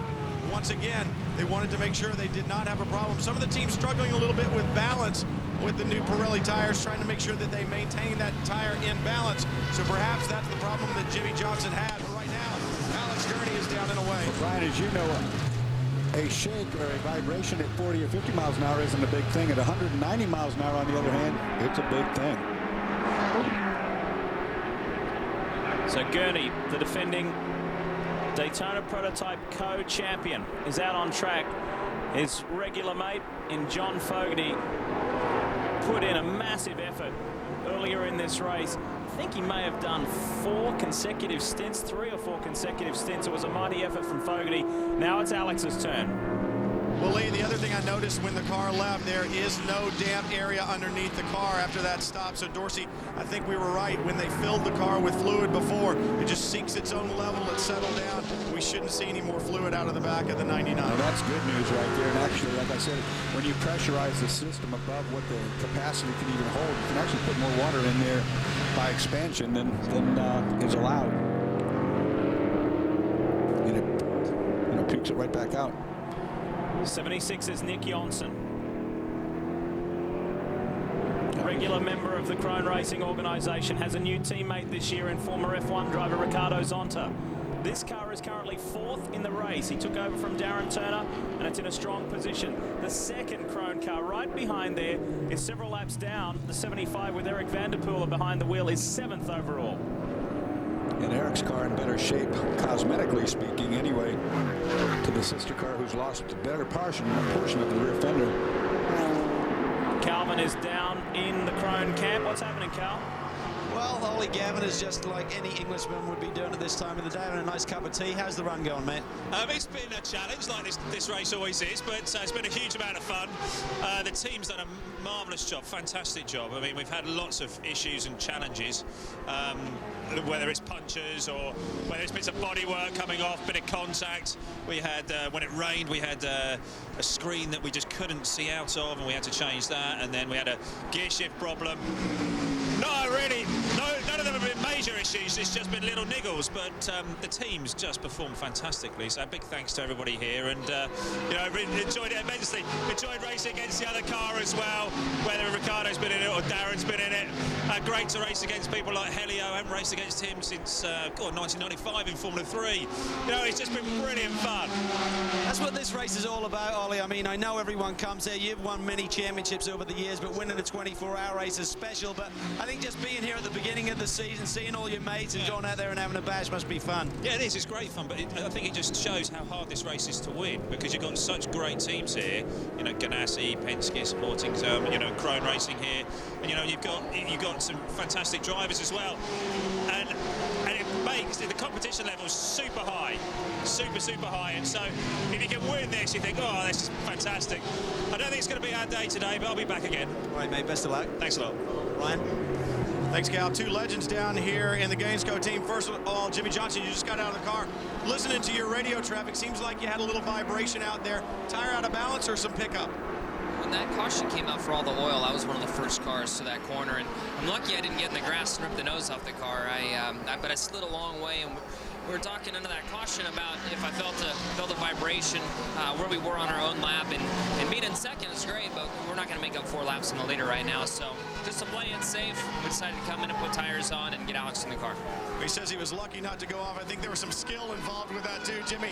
Dan Gurney, also the other legend, sitting down here right now. Dan, of all people on this pit lane, you know that to win this race, you got to be there at the end, and it's not over until it's over. So, I mean, as an ex-driver, you sit and you look at these guys that are out there. What do you need to do from an emotion standpoint when you're a driver to say, hey, it's not over until it's over. I'm staying in this. I'm keeping my head down till the checkered.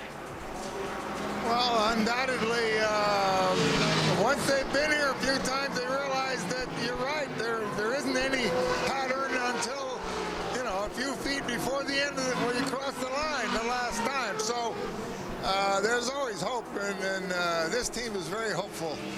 A lot of hope down here, and if anybody knows what it takes to get across the line here at Daytona, it's Dan Gurney. He's done it. I think the thing to focus on, you just heard Jimmy Johnson say that we can't make up those 4 or 5 laps on the race leader unless something untoward happens to the 01 Ganassi car, but this is just a far stronger position to start the championship than what Alex, John, and the 2 Jimmys were in this time last year. So to be in second as opposed to 22nd is a huge advantage. And we talked about a pattern developing during the course of the 24. Well, that pattern has now been established, no question about it. Chip Ganassi's team, they're going to just continue on. They got a 4 or 5 lap lead. They're going to be like that. The Gurney team, they're going to not take any chances. They're going to go for a second place finish unless Ganassi's guys have some sort of a hiccup. Been seeing a lot of Daytona prototypes in GT. It's still Rafael Matos, Bryce Miller for TRG, and then Spencer Pumpelly, Jim Pace, Jan Halen for Synergy, and Jeff Siegel in the second Speed Source Mazda rounds out the top 5. And then the 87 Farnbacher Lowell's car. There's the overview of our top 5 in each class.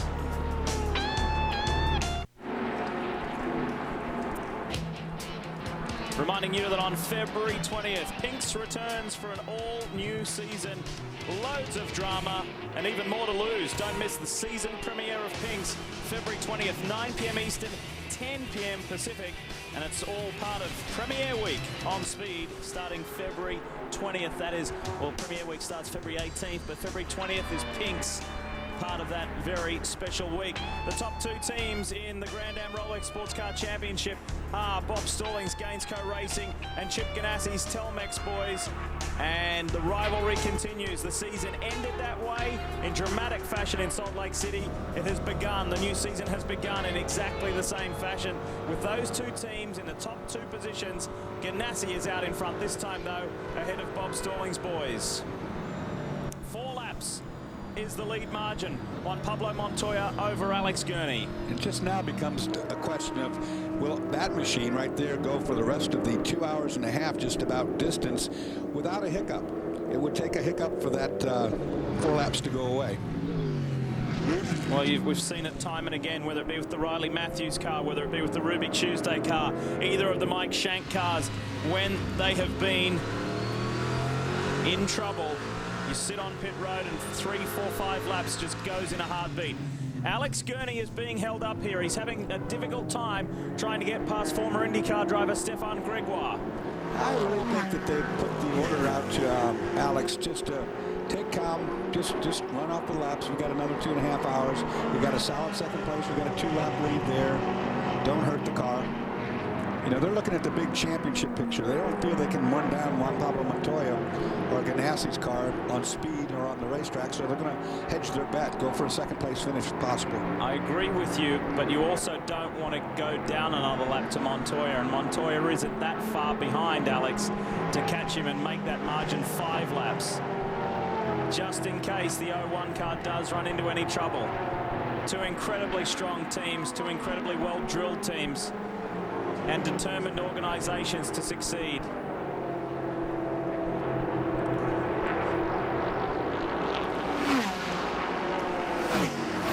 Last time round, the lap times were significantly different. Alex Gurney a 1:46 up against Montoya's 1:52. That could be traffic coming into play for Montoya. But Gurney needs to find a way through Stefan Gregoire here to get on his way. Doesn't look desperate. You watch him in the brake zones. He's just kind of coasting the car on in there. Not really, you don't see any drama going on. So I don't think he's real hard pressed about it. I don't think he's irritated at the sevens in front of him. For Siegel Sport, for Gene Siegel and his crew, it's not how the race has not gone as planned, but still to be running with less than 2.5 hours to go is something to hang your hat on at the beginning of a season. They've had a difficult task ahead of them with a loss of sponsorship. Montoya just waved those 2 guys by. I saw his hand go up like he left the steering wheel, and he let the 2 competitors behind him just gave him that road. Easy passage through, make the situation. Yeah, it shows you the same thing. It shows you that Juan's on the same orders. Don't mess with these guys. They're not in this race. You know, they're laps down. Just let them go. Well, he is the one in cruise mode because he's lapping in the 151s. Gurney is lapping in the 146s. So there's a considerable speed difference out there at the moment between the lead car and second car. Or is Montoya having overheating problems? You know, we haven't heard anything more about that. But they changed those radiator inlets and so forth. Calvin?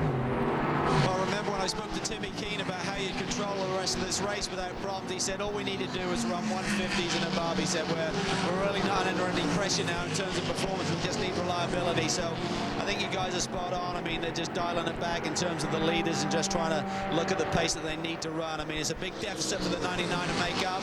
The 01 is certainly not going to take any chances, but you have to stay in the rhythm. Yeah, that's what you were talking about before, Calvin, staying in the rhythm. What happens when you slow up, and you slow up a lot, 3 seconds a lap, is that your timing gets up. You've been doing this now for 23 hours, and you turn it in a certain spot, and you break at a certain level. You take that back and back it up, then you start turning it too early, making fundamental errors, and it's hard to reprogram the old ticker. Let's run down the order for you so you understand who is where. We know Montoya's leading, Gurney second. Elio Castroneves, first time out for the Penske Taylor Racing Team, the Toshiba Pontiac Riley.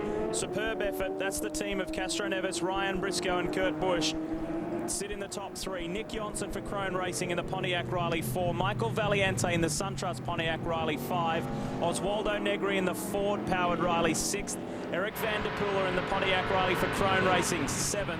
Mark Goosens in the Pontiac Riley 4. Riley Matthews is 8th. Bert Frizzell in the Shank car still stranded. It is back behind the wall in 9th due to laps completed, 594.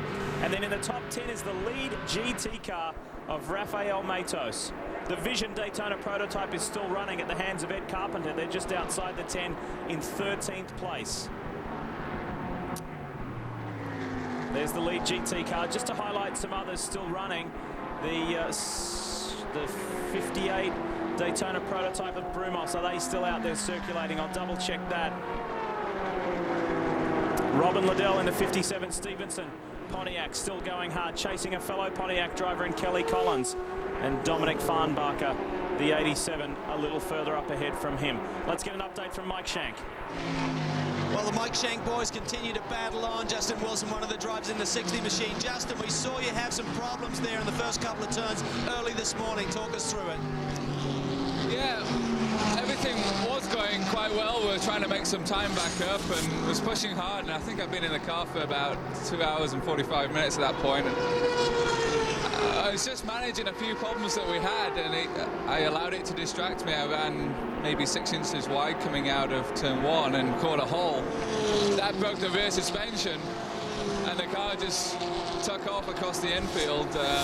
On the wet grass, it just wouldn't stop, and that tore all the front off.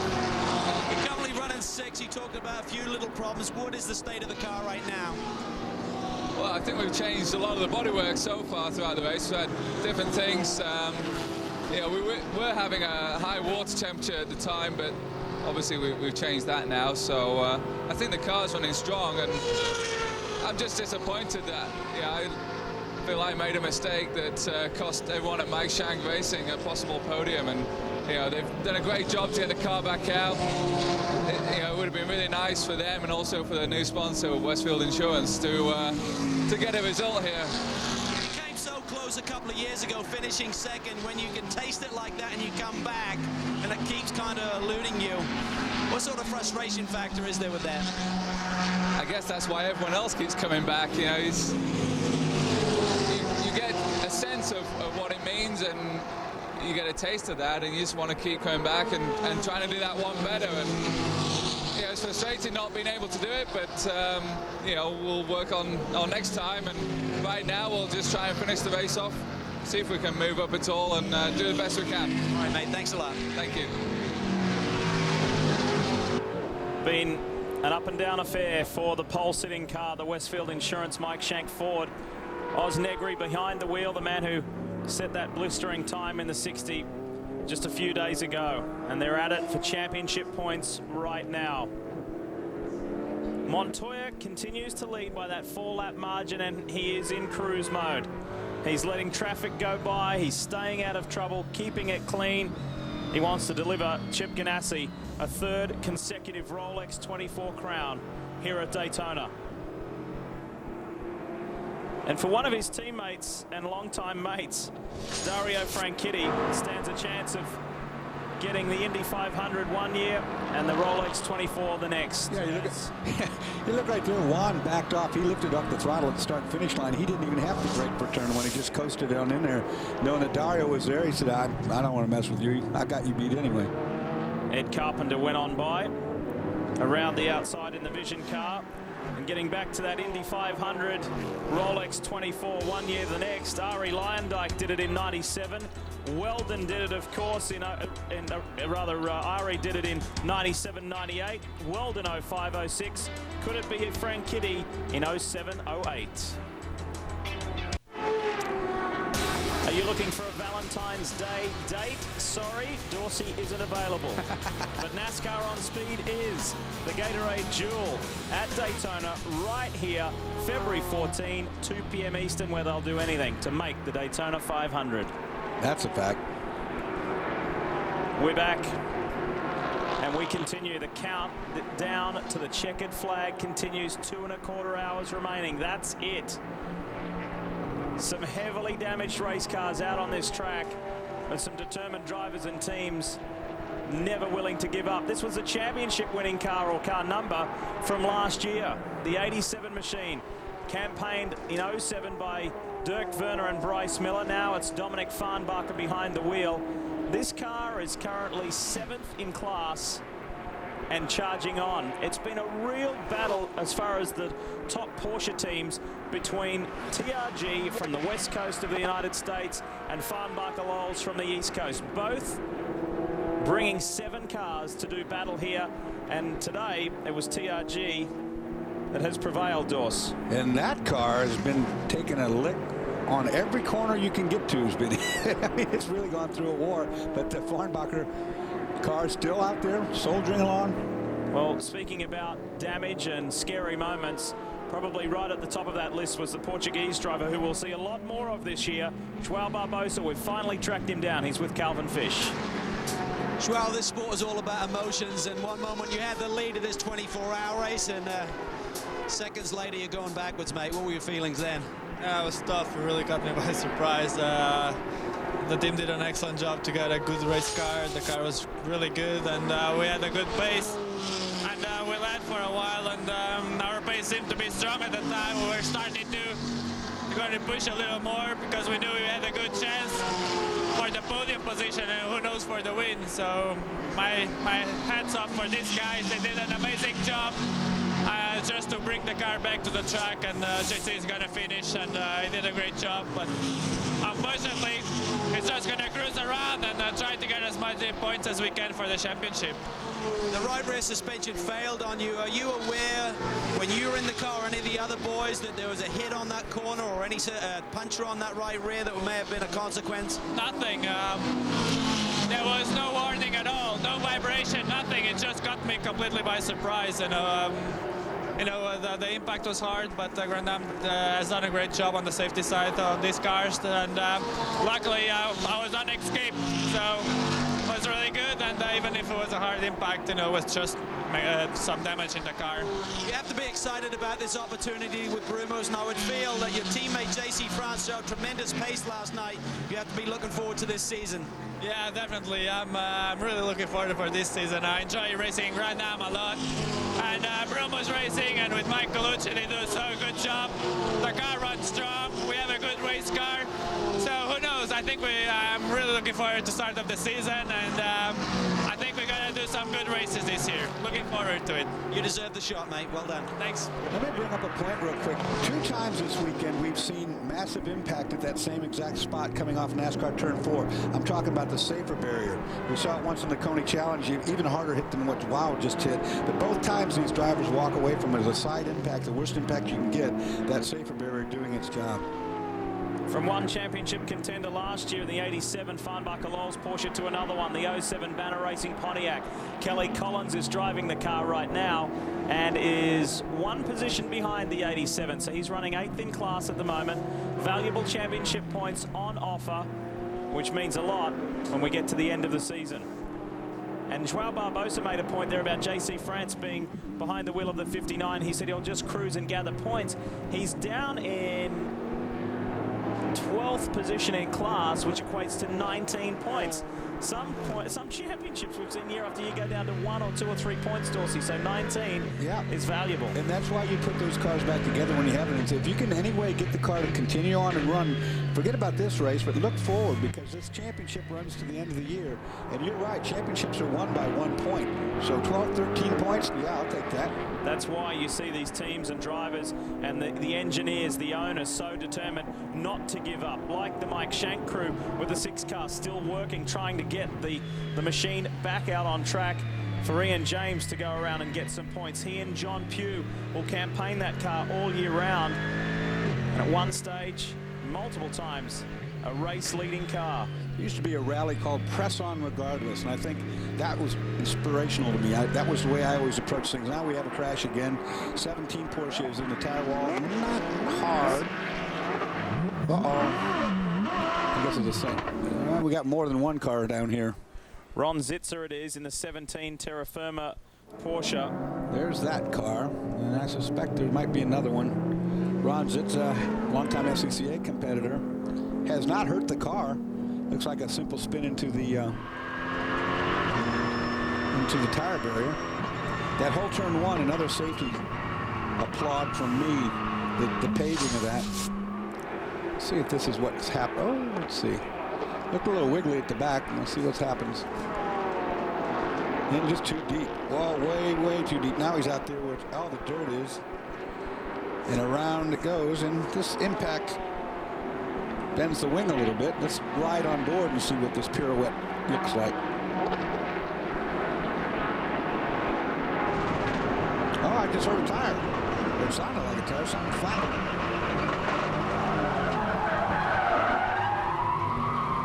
There was some rear bodywork damage on the car coming through the tri-oval, so whether that was from an earlier incident. Well, he's still running, so it's not a tire. I mean, it's still going along. Let's stay on Porsches, let's stay within the GT class, and let's hear with one of the main campaigners, a former race winner here at Daytona International Speedway. Kevin Buckler talking to Andy Lally right now. I know you're talking about strategy. We're looking at this race. You guys have cars 2nd, 3rd, and 4th. Tell me about the 67, first of all. Still having some problems with temperature? Yeah, they're all having problems with temperature. Looks like all of our radiators on the cars had all gotten kind of smashed flat.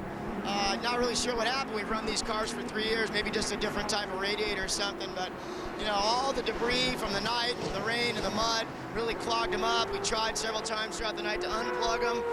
The guys did a great job. We even pulled the nose off 66, but no matter what we did, we just can't keep the temperatures under control. We got the drivers going part throttle. We got the guys going low on the RPMs. We're doing everything we can to nurse this thing around. We assume the Moss is going to make it. If it didn't, wow. If it did, congratulations, guys did a great job, and we'll take our 2 podiums. Well, I know it's a struggle to get to the end of this race at any time, much less win it, but season championship is important to you too. I know you got Bryce Miller in the 66 for the year. I know he wants to win this championship. Are you really looking at today, or are you looking at the season-long battle? Big time, long term. We need the points, you know. We've lost out a couple of times just on tiny little points. Last year at Miller, we had our little problem at the end of the race. 2 years ago in Mexico City, you know, right at the end with Andy and the flying Murray or whatever it was. And anyway, we're really looking long term. We always do, and we got to keep true to the cause here. You want some more to do this year, Kevin? I mean, you got your Rolex stuff, you got your truck stuff, you got your winery. What else do you know? I mean, is there something else you want to do? I think I'm pretty full right now. My wife would kill me if I took on any more projects. By the way, hi kids. Hi Deb. Good luck, Kevin. Tell him I got a boat he can help on. And he is a super busy guy. There's Andy Lally with him. And haven't they got an exciting 2008 coming up? Andy will do several races in the Rolex Series GT competition. Let me tell you how many. Andy's scheduled in for 4 races this year. Brian Sellers will do 5, and RJ will do 9 races in the 65. So the 66 belongs to Bryce Miller, who's currently in the Marquis Jet Porsche right now, and Ted Ballou. So that well-known Porsche GT number will continue in Rolex Series competition.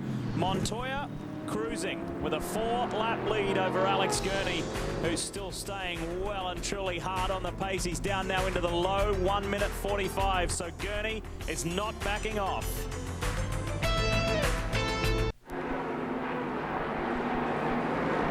High above Daytona International Speedway, just over 2 hours remaining in the 46th running of this marvelous event. And finally, the weather is a little on our side, and for the drivers, giving them a sunny finish, which they certainly have earned. Hi everyone, welcome back. Lee Diffie and Dorsey Schrader with you here. Calvin Fish and Brian Tiller working productively on pit lane. They've got a lot of work to do in these final 2 hours. So too of the teams, so too is Memo Rojas. Let's hear from him. Okay, we're down here in the Ganassi pit. We're going to try and catch a word. Memo Rojas stands by, chatting with the crew here. Memo, things looking good right now, but still a lot of the race left. Yeah, I mean, things are looking good. There's a lot of things happening. We've been having troubles with the engine temperature, so I mean, it's still a long way to go. Talk about last year. You were really put under the gun coming into this championship-winning team as a rookie, and unfortunately, you can't be a rookie any longer. You're not allowed to make mistakes. You're not allowed to be not as fast as your teammate. Talk about the pressure you were under last year. Yeah, even last year I wasn't allowed to make mistakes because we were leading the championship since the beginning. It was a very, very steep learning curve. Hopefully, I think we had a very successful year. I think we were gonna be more stronger this year with 1 year under my belt, so I look forward to it. If you could pull it off here today and get this victory, third in a row for Chip Ganassi Racing, would that be some kind of indication for you and really feel that you've proven yourself at this level? Well, definitely. I mean, it's been such a tough race with so difficult conditions. Just being paired up with Dario, with Juan, and with Pruitt, I mean, it's just an honor to be next to them. We've been doing very well since testing. We've been running a very similar pace. So I think if we can achieve this, knock on wood, still 2 hours to go, it's going to be very good for us. Great job this weekend. Thanks, man. You know what, Lee? All these cars, all these drivers talking about the fact that the cars are overheating due to the sand and the mud and so forth. The sun's out the brightest it's been. We're going into the afternoon for a finish. It's going to get hotter as the day goes on. It doesn't bode well for the next 2 hours for these guys enduring these problems. Problem only heightens, doesn't it? Right. What a day it would be for Chip Ganassi Racing with Felix Sabates. The company has had 6 NASCAR Sprint Cup wins, an IndyCar championship in 2003 with Scott Dixon, consecutive Champ Car championships with Vassar in 96, Zanardi with back-to-back in 97, 98, and Montoya in 99. So many more accomplishments we'll detail over the next 2 hours. Cal, what's happening with the 9? Well, the 9 car is in, currently running third. Kurt Busch still behind the wheel, and what a tremendous job he has done. Some people questioned that Penske came there with 3 drivers, one of them being a guy who doesn't have a lot of road racing experience, but boy, has he been up to the task. Still the concern with this car is that overheating issue they've been in. A couple of times for unscheduled stops, just trying to blow out that radiator. Talking to Wayne Taylor a little bit earlier this morning, he said both cars, the 10 and the 9, have had overheating issues, but they seem to be different. They feel like Kurt on the 10, the 9 car continues to have a little bit of a problem. And that's going to make things interesting, like I say, because our temperature now is climbing outside. And these cars, unfortunately, the further they get in the race, the worse that problem mechanically on the car becomes. First time out, super performance though for Kurt Busch, Ryan Briscoe, Elio Castro Neves. This is the car sourced from Brian Tuttle, who has raced here at the Rolex 24 and in the Rolex series before. And once that car was sourced by Wayne Taylor Racing, and then the Penske boys got hold of it, a thorough overhaul, and away they went. The Toshiba car has not been void of problems today, but to be in the top 3 at this end of the day is the right place to be. After last night, just seeing the daylight of today is an amazing feat. The 58, Buddy Rice, Indy 500 winner, and another 3-driver lineup here with Darren Law, David Donahue. Boy, was it a strong start for these guys, and they've been plagued by problems.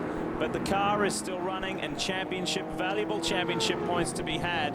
There's some 8 laps down on the sister car of JC France. So at this stage, for another 2 hours, it looks good that both Brumos cars will finish, but certainly not where they would have hoped.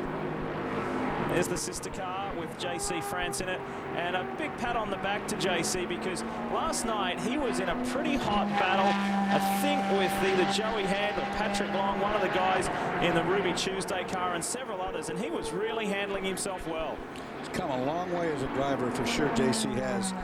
And he was showing them last night that there's not going to be anybody to be fooled around with. And these cars also have shown that they're very good this year. I'm impressed with them coming out of the box as strongly as they have. It was very unfortunate for this car while leading. Joao Barbosa had that suspension bolt break and put him in the wall, because what if? Yeah. A lot of what ifs here, though, isn't there? Yeah. And you can see the car's running fine at the moment. He's turning respectable lap times, so that's just how it goes in endurance sports car racing. Under the 2-hour mark now until the checkered flies in the 46th running of the Rolex 24. The Vision Porsche is on pit road one more time. Ed Carpenter behind the wheel. They're in 13th overall and still in the top 10 in DP as we climb aboard the 10 with Canadian Michael Valiente. Let's take a ride.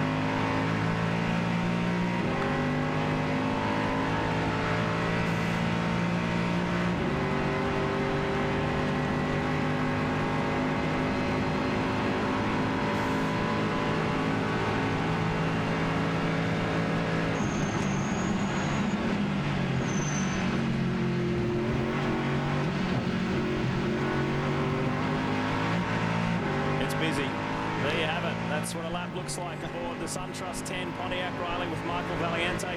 Dorse, you've been talking a lot about the air intake area with a lot of the sand and the moisture and the rubber that builds up and blocks that air intake area. Brian Till has more on this story. Guys, you talk about the overheating in the cars and the stuff in the radiators. This is a good example of some of the stuff that's coming out of the radiators. It's been so wet. Guys dropping wheels down there in the bus stop. The grass, the dirt, the sand, it all turns into that paste that Dorsey was talking about. It's hard to get out of the radiators, and that's the problem that these guys are having when that stuff dries in there. It almost turns into a paste, and that's why we're seeing a lot of that overheating. You talk about big names here at the Rolex 24 as well. Standing down here by Vision Racing. What about a name like Foyt and Andretti? There is Vitor Meira complimenting the driver lineup at Vision, and their car is still running. Boy, riding on board there in the 10. Boy, that brought it all back home to me, I'll tell you that. That's, yeah. Did you enjoy that? I could feel that. Yeah, that's all too familiar. This is a fun place to drive. There's no doubt about it. This racetrack is really special to me. It'll be even more special to Chip Ganassi and his driver lineup if they can hang in there for another hour and 53 minutes. All those demons are still out there waiting to strike. They're all over the place. Did they all just come running back to you, did they? Yeah, they're all out there. There's word that we may expect Montoya in. We'll wait and see. Tell you what, the infield here, we haven't said a lot about it lately, but my gosh, there are a lot of people here. They closed it off early yesterday day. Race leader is in on pit road. Calvin Fish standing by. Take it away, Cal. Going to be Scotty Pruitt jumping in, try and take this car to the checkered flag here today. It'll be a double stint almost for Scott. Good timing with when this pit stop is happening. There should be one more stop for these guys without any drama to get it to the checkered flag. Still some concern with that overheating. These little gurney flaps they put on the outline. I see some of the duct tape is actually coming adrift there. I'm not sure if they're going to try and fix that issue, because it could tear off here pretty quickly and then not be effective in drawing that air out through the radiator a little bit faster. Scott Pruitt came to the pit box, he definitely had his game face on. He's looking for his second win in a row here at the 24-hour. Probably from Scotty's perspective, he's had a little bit of a drought and winning one of these drivers' championships. And I think Memo Reilhouse is better prepared this year to assist Scott with that championship charge. Good clean stop, nice and easy with the clutch. He realizes just be conservative here, save the equipment. It'd be lovely for him to take it home. It'd be his third overall win here. Jack Roush used to make us, Scott Pruitt included, practice leaving the pits. Didn't like that burning out the wheel spin stuff you see most of these guys do. He liked a nice, easy, just you saw that right there. Nice, easy, roll out on the clutch. Don't break my half shafts. There's one. And a big pat on the back for Juan Pablo Montoya. He's with Calvin. Juan, it's a 24-hour race, still a long way to go. How's the car feel? It's pretty good. It was getting a little hot. You know, we got a 5-lap lead, so we decided just to back off and just bring the car home. You know, Telemec's target car has been amazing, and just everybody here. We worked so hard for this. You know, it was drove about 9 hours. It's been crazy. I know that the team has asked you to back off the pace a little bit, but when you get out of your rhythm like that, is there any concerns with that? No. It's, you know, we're rolling in start finish line. We're out of the gas already. You know, looking at the car, not running any curves. Just, you know, we got enough of a lead that we can just cruise it on. To come here last year and win it, what would it mean to you to win it 2 in a row? I mean, this is one of the biggest races in the world. 24 hours, so many things can go wrong. Oh yeah, you know, I don't even want to think about winning. You know, we're doing good, everything's going our way, but you know, like the latest things is not over. Any close calls out there? No, not really. It's been pretty good. All right, mate. Great job today. Thank you. Just close calls for the guys around him, but not on him. He looked pretty fresh, too. Well, he's been cruising. He just told you he's backing off at start-finish line. He's coasting it down in the corners. He's not turning in on the curbs. Right? You know, he's just sitting there enjoying the day. And why not? With that kind of lead on a day like this, I'd be enjoying it, too. It's a healthy lead, but not a massive lead. The 99 Gainsco Lowe's car is there, poised, ready to pounce. If anything should go astray for the 01, but boy, it looks strong, doesn't it? We'll be back with more from Daytona shortly.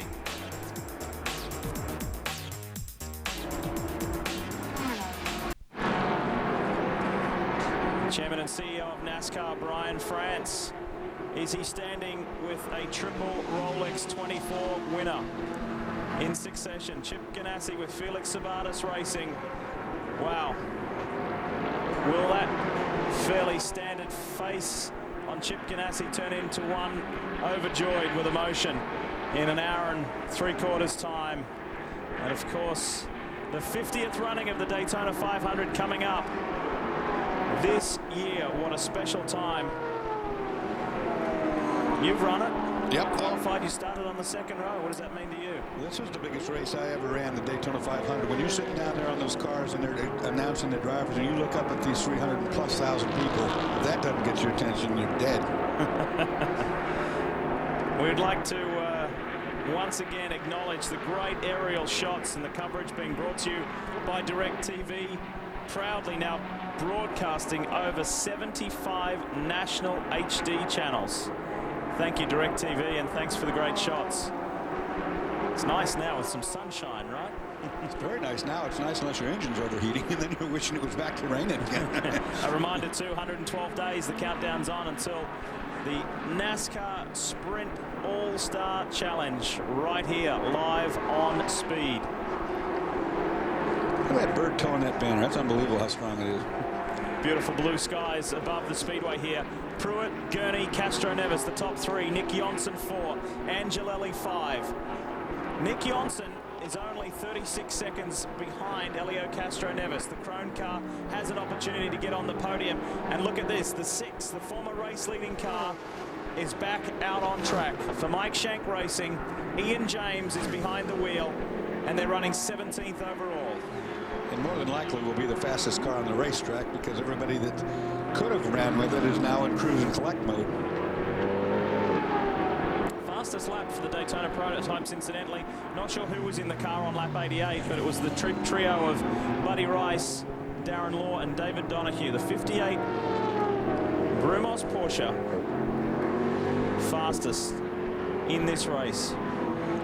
And for Michael Shank, what a great job. I mean, you could see the dejection after this car had its problem. They had to rebuild the whole back of the car. They put a complete new rear back, bell housing, everything, knowing that they were just going out here to make some laps. But he soldiers on. And what a disappointment. I mean, this place will just reach out and grab you.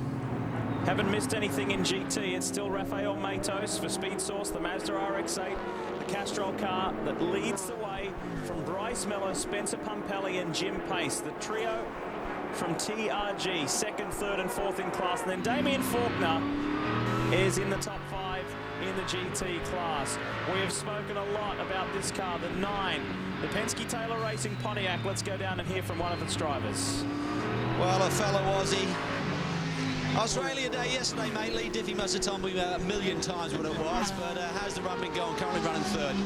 Well, there's no beach and barbecue, but it's been a lot of fun out there. It's been just so much thrown at us, you know, but it's just been amazing. It's amazing the adrenaline, how it just keeps you going all night long, and the car's been running really strong. Our pace has been really fast, and we're just trying to nurse it a little bit now and bring it home.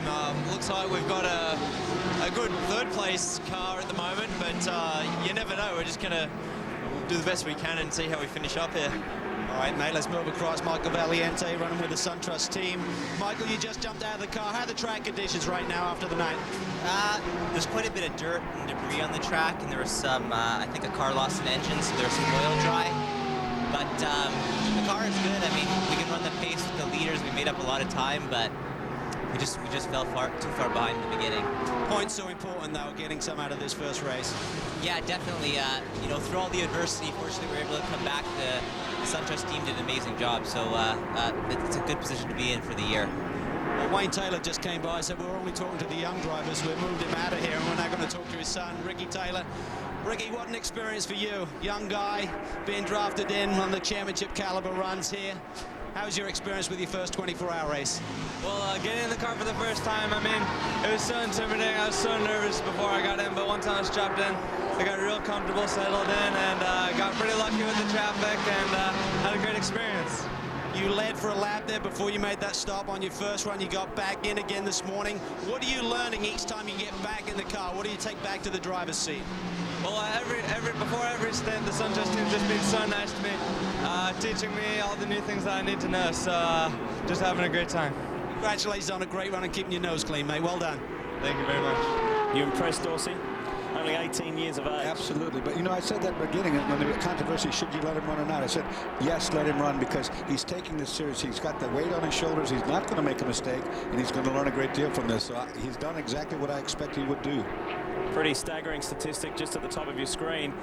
Just under 6 hours in this race under yellow flag full course caution conditions. There has been a record 23 yellows in this race. That's Helio Castroneves, and you can tell that the sun is affecting him as he's got the dark visor on and he's got it down. Most of the time you'll see these guys running around with the visor up to get some air, but that sun really is at the direct angle of your face in some of these corners. And of course they've been in the dark now for 23 hours since the sun hasn't shone until just a while back. And while the IndyCar series finished quite some time ago, obviously Elio's commitments with Dancing with the Stars, then winning Dancing with the Stars, but then the post-competition PR, promotional, marketing activities as the champion with he and his partner, it's been quite an exhausting off-season for him. So then to come in here straight away, jump into a 24-hour and go again and go hard, and he's in a podium spot. Now don't tell a lie, can you dance or not? No. Should I ring Kim and ask, or no? I'm not much of a dancer anymore. I used to think I could dance, but I was wrong. But he's probably, quite honestly, glad to be in that car by himself without all the media attention, without all the hoopla. He's back in his own element now. It's one of the nicest things about driving a race car is that you're really in your own little game. Fourth place car, Krone Racing, is in.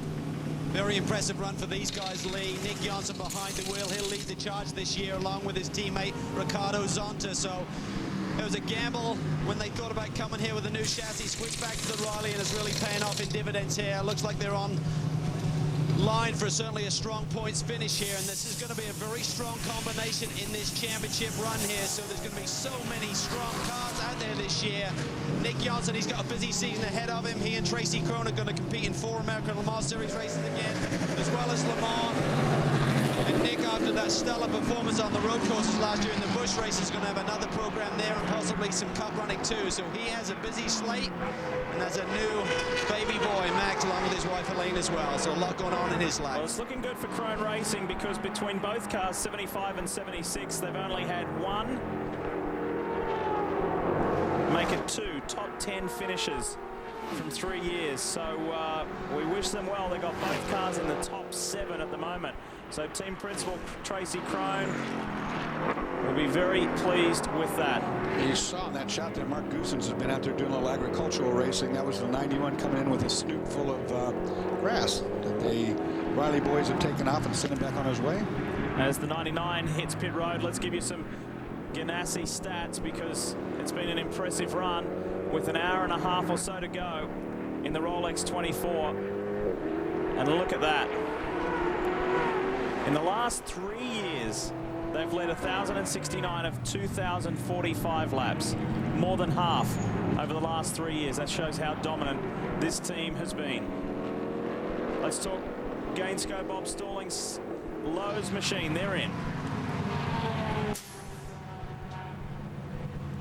So it looks very routine. There's the grass being swept away from the pit in front of him.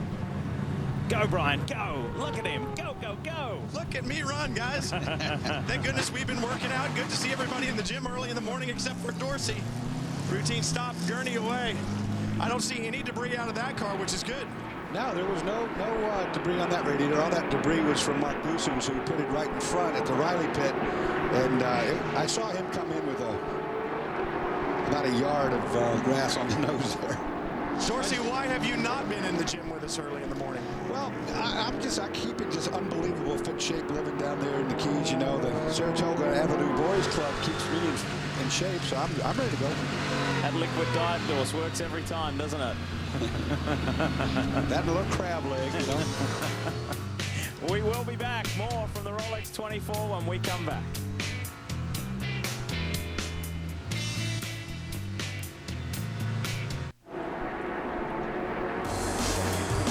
Reminding you tonight on Speed at 7, all the highlights of this event, the Rolex 24, and plenty more, where we take you behind the scenes and give you the in-depth news on the Speed Report tonight at 7 p.m. Eastern, 4 p.m. Pacific, right here on Speed.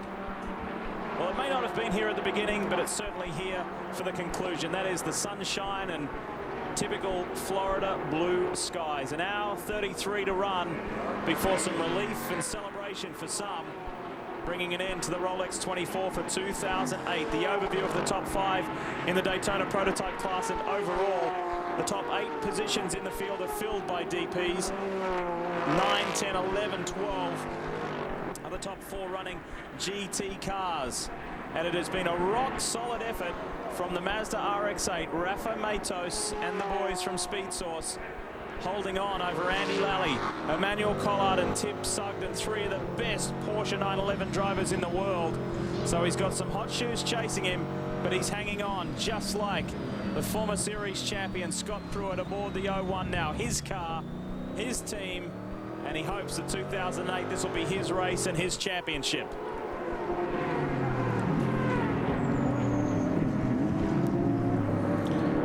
Well, nursing a car to the finish is not something that Scott Pruitt is not real well experienced at. He's done this so many years, and of course this car, overheating problems, whatever, Scott will be aware of that, and he's been in this position so many times.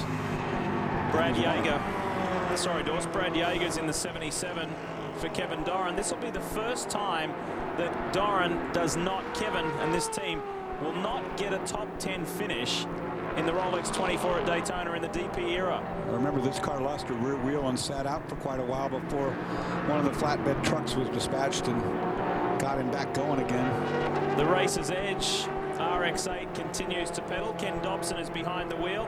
They had some fun during the evening as well. We've just gone past noon here, local time Florida. If you're just joining us, welcome. It's been a memorable Rolex 24 once again. Ken Dobson had a target painted on him last night. Everybody taking pot shots at him. He got punted off all 4 corners. But that car must have been built, you know, out of something really strong, because it still looks pretty good. And believe me, it took some shots last night. That's the 34 machine of Tom Papadopoulos is running in that car right there. Yes, it is. That's the Orbit machine. That car's pretty clean. All 4 corners looking about like when they started yesterday. Johnny Mollem qualified that in the top 5 in the GT class, but they're certainly well down the order right now. The 06 Banner Racing Pontiac GXPR minus the hood. It got slapped up on the windshield earlier in this race. They're down the order. The team principal, Leighton Rees, driving the car, 40th position overall, currently 24th in the GT class. And a rough go for the Banner guys. Of course, they're soldiering on. They're trying to get a good finish out of it, but boy, they've struggled, no doubt about that.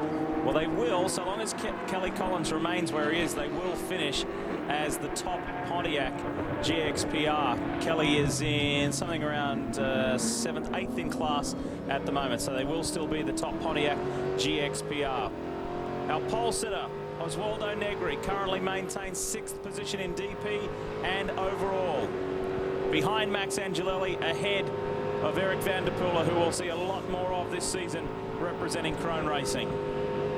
That's such a strong feeling for this car. I really thought this would maybe be the car that would win this year. Unfortunately, ran into some difficulties and had to do a lot of repairs, but the guys have done a good job. The car's still running.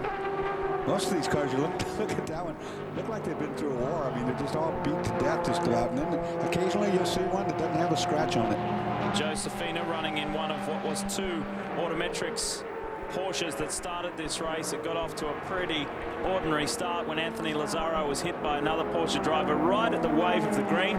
The 03 Vision. Porsche Crawford still running ahead of the 58 Brumos. Leighton's coming in with the Pontiac. That's what all that light flashing was about. He was turning on his speed limiter as you see him come now on the pit lane.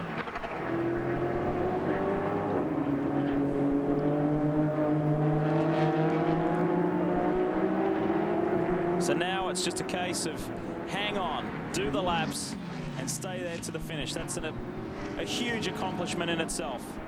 As the 58 David Donahue makes the move on both the Orbit car and the Vision Daytona prototype and continues to surge ahead. Will eventually get 1 position ahead of the Ruby Tuesday Porsche that has not returned to the racetrack. Sadly, was at one stage a race leading car. Back to the 75 of Van der Poel. 7th overall for Krone Racing. You know, less than an hour and a half to go, you think, okay, we've got it made now. But twice I was in a position with the Dyson Racing boys when with an hour and a half to go, one of the holes in the engine starts misfiring. All of a sudden it starts smoking, and you got to hold on for dear life trying to get to that finish line. It's made some memorable finishes here at Daytona. The last hour and a half can be brutal. And it's the worst time in the world after all the work you've done up to this point to have one go sour. Nick Johnson is staying hard on the pace. He's trying to reduce the deficit between he and Elio Castro Neves. He wants to put that Krone Racing Pontiac on the podium. But he's got some work ahead to do it. He's still got time on his side, an hour and 28 to go. So the Swede could get there. This is Lawson Aschenbach in the Auto House Pontiac GXPR. Now that car, look at it. It's relatively clean. Doesn't see much damage to the front or either side. So those boys have done their job throughout the night, staying it away from trouble. 65, one of the original 7 entered from TRG. Another car clean. This is Jim Stout. And it's in reasonable shape. Not going through these cars in any order in particular as far as the order that they are in their respective classes, simply as they come through on screen, on track. You'd imagine that Greg Lowles from Farnbacher Lowles is one of his cars, and Kevin Buckler will enjoy a lengthy sleep tonight. Over a bottle of wine, I would assume. Well, in excess of 30 drivers. I know TRG had around about 100 people here. I think there was some 80+ people representing Farnbacher Lowles. The 09, the Spirit of Daytona Porsche. Superb job from these guys. Troy Fliss and the gang from Spirit of Daytona. They've had their work cut out, but what they wanted to do, Dorsey, with this 8-cylinder Porsche, they really wanted to gather valuable data because they went to Salt Lake City. They did the final race there, the Sun Chaser 1000. That was the first real test for this car. Now, there has been several tests since then, not racing though, so this is the biggest test that car has had moving forward with that program. I was about to bring up the point that that particular Spirit of Daytona Porsche engine is not the flat 6 that you see in the Brumos cars. In fact, what it is a version of a Porsche Cayenne V8 motor. Now, the Brumos car, of course, the flat 6. Two different types of Porsche motors allowed in this competition. But that one you're talking about, the Cayenne-based engine, did in fact appear at Salt Lake City last year, and it was its first outing ever, and they're still continuing development on that. JC France is in 25th position overall. And 12th in the GT class. Here is the second place overall. The 99, Alex Gurney behind the wheel. The deficit at this stage is just too great to bridge the gap to Scott Pruitt, who enjoys a multi-lap lead. Yeah, these drivers now are running out their positions. You'll see them staying away from curbs. You hear them shifting at lower RPM levels. They won't combat one another or anybody who wants to get by. They'll just let them go. You know, in an hour and a half, you start really worrying about all the different things that can go wrong. And believe me, there's plenty that can still go wrong. This is the car piloted by Charles Espenlaub. It's also the car piloted by Hollywood star Patrick Dempsey. What do you think Patrick's learnt from his first Rolex 24? Racing is nothing new to him. He's been a consistent competitor in the Coney Challenge. But this is his first one in the big time. What do you think he's taken away from it? Well, you know, he's going to be a bit embarrassed about the miscue he had on the cold tires last night when he hit the guardrail and leaving the pit lane. But he's not the first driver to do that, and a lot more experienced drivers than him have been caught out there. So that was a learning experience for sure. They've kept that car running, so he's been out here making laps. I talked to Patrick before yesterday, and he said, you know, what I need to do is just drive at my comfort level, forget about everybody else around me, and try to stay out of trouble. For the most part, he's done that. He had a spin. He's had that one cold tire excursion. Well, he's not the only one on the cold tires. We've seen some of the best drivers in the world have that same problem. Well, Salvador Duran, he was the winner here last year. He's one that springs to mind in the Ganassi Daytona prototype. You saw one of two cars supporting the Seattle Children's Hospital. It is the final year for Team Seattle Racing. They're under the umbrella of Farnbacher Lowes this year, and they have raised in excess of $3 million for the Seattle Children's Hospital. Well done to those guys. We've been talking about Patrick Dempsey. Here's the man himself.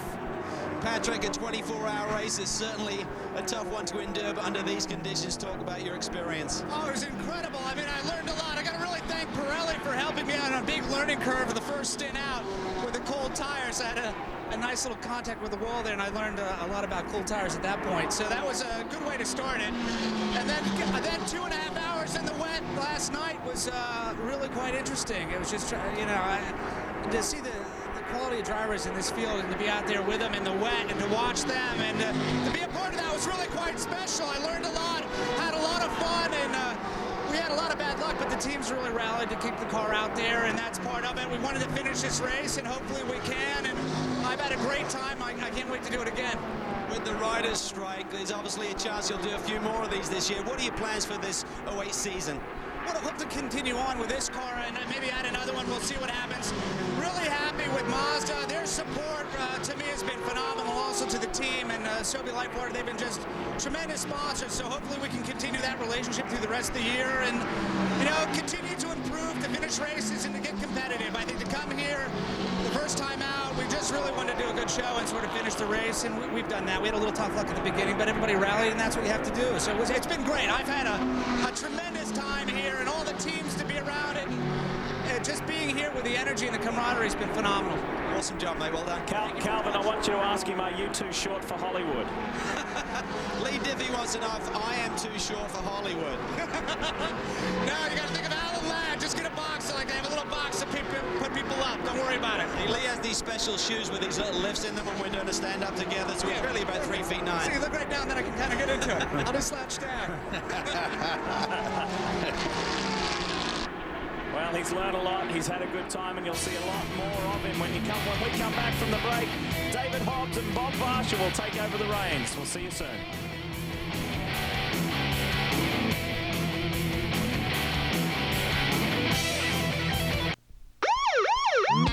It's always an interesting race because so many things happen here. Hey, Mr. Policeman. Probably the weirdest is when they stopped it in the middle of the night and I had to lay on the pit wall for 2 hours while the fog went away. I could smell sausages and burgers, so there's no way that was fog, it was barbecue smoke. Go on, shoot me with the radar gun. What happened is when I was shifting with Kirk, I think he dropped a big one there because when I walk into, drive, it was horrible. So Kirk, man, go to the bathroom, buddy, before you do that because it's bad for me. I peed. It only usually happens is when it's under a yellow. We had to stop on the track. Nobody was allowed to touch the cars. Nobody was allowed to come to the car.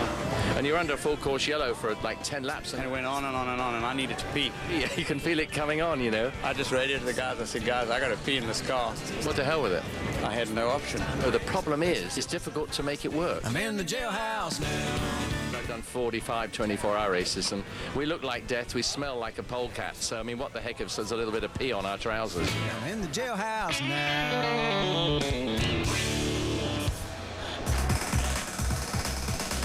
That's right. You want to stay hydrated when you're a racing driver, and sometimes you can overhydrate. Well, the proper thing to do, David, is that when you get out of the car to make sure that your teammate getting in knows that you had to. This is what I wonder. Why don't they just drill holes in the seat to let...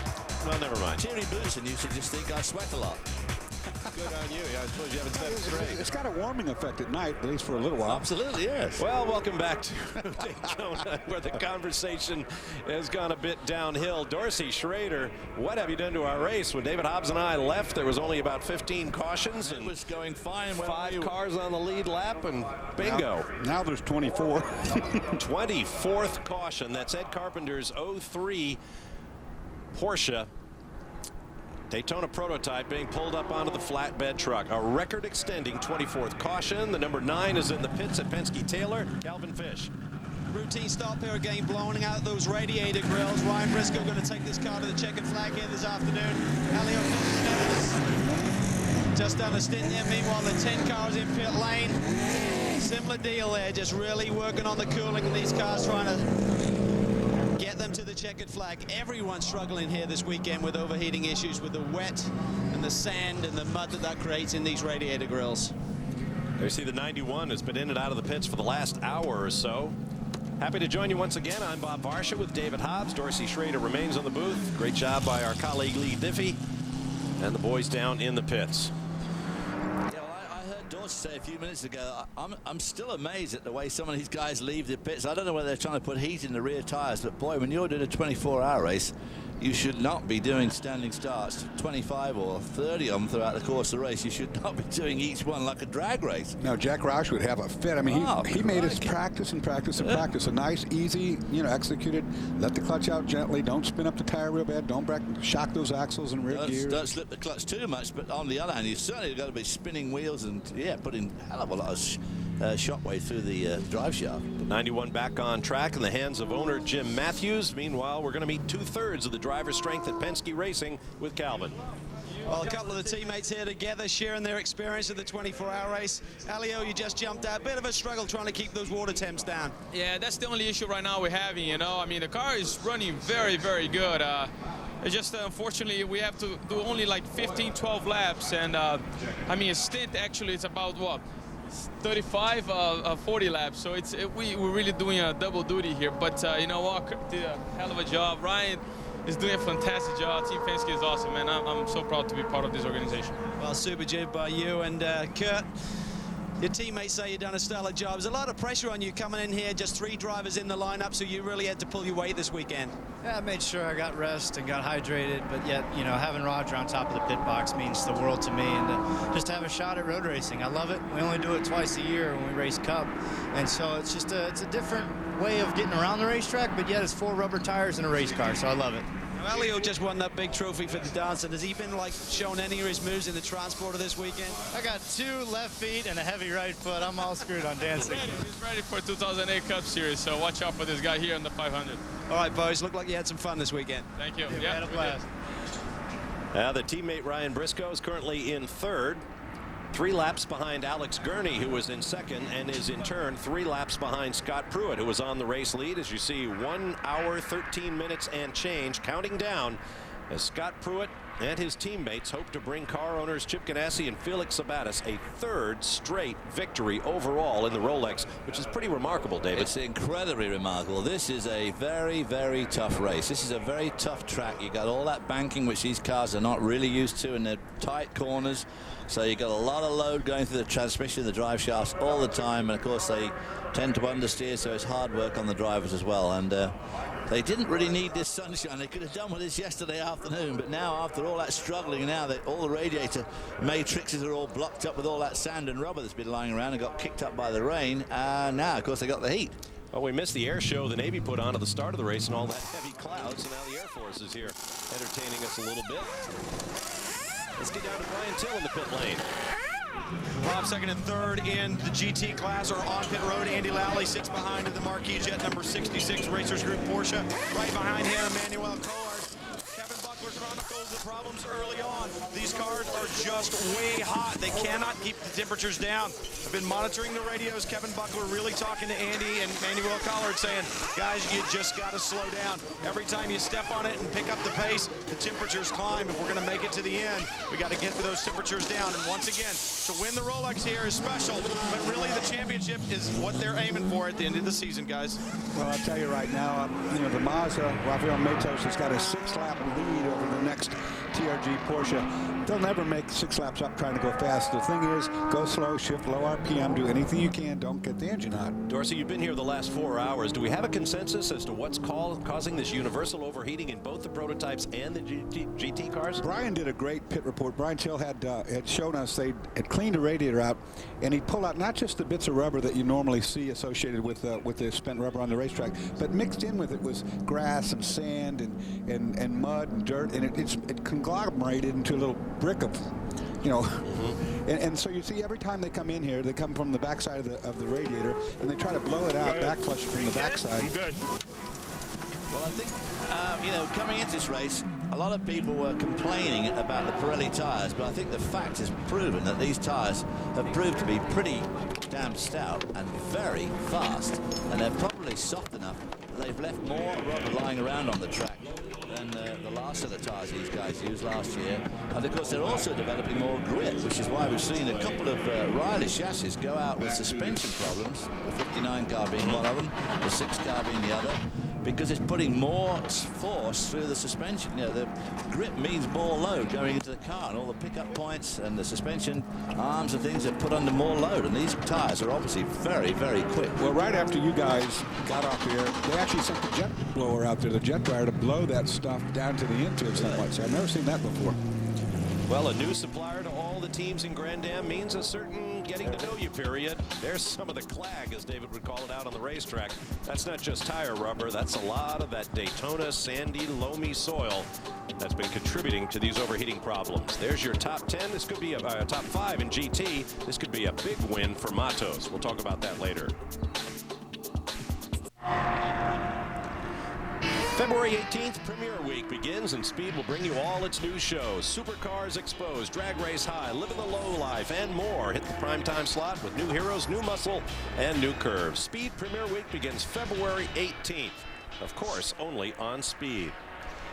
Now that is the kind of vista we expected at the beginning of this 46th running of the Rolex 24 at Daytona. We're happy to have it today. It is now a beautiful day. The skies have been scoured clean by that breeze. And we are green once again after our record-extending 24th yellow flag. The order is Scott Pruitt with 3 laps on Alex Gurney. Ryan Briscoe is third, another 3 laps in arrears, then 1 lap back to Nick Janssen in the first of the Krone Racing Pontiac Rileys. Max Angelelli in the number 10 SunTrust car is 5th. And he, too, is 2 laps down to the man ahead of him, Nick Janssen. Then Oswaldo Negri, our pole sitter, is in 6th. 6 laps behind Angelelli. Oliver Gavin and Jim Matthews round out the top 8. Then the parade of GT cars headed by Rafael Matos in the number 70 Speed Source Mazda. This would be a first victory at Daytona for Speed Source, and for Matos, a real personal triumph. A great story, a young guy who came from Brazil, moved into Florida, worked in a go-kart shop, paid his own way up through the racing ranks, won the Champ Car Atlantic title last year, and with it, a $2 million bonus to go find a ride in the Champ Car World Series. He decided he wasn't going to do that, and he has been the newest hire at Andretti Green Racing in the IRL. So he'll run the Indy Pro Series next year and hope to move up and race the Indianapolis 500 someday. Well, he's had a good run here today. I mean, they are 5 laps up on Andy Lally in the number 2 spot in GT. The 66 car and 67 car driven by Emmanuel Collard is another lap down on them. And all those TRG Porsches are suffering this overheating problem if they run any RPMs. They're down now from around 9,000 revs to just over 6,000 revs, trying to keep those engine temps down. Well, I mean, that is a huge loss of power. It's one of the Chrome cars about to be overtaken. Don't like the look at this lot here with an hour to go. Oh, yeah. Wipe out half the field. DP's up high, GT's down low. And into turn 1, they pile. Not literally, we hope. Yes, exactly. On board with Angelelli in the SunTrust car.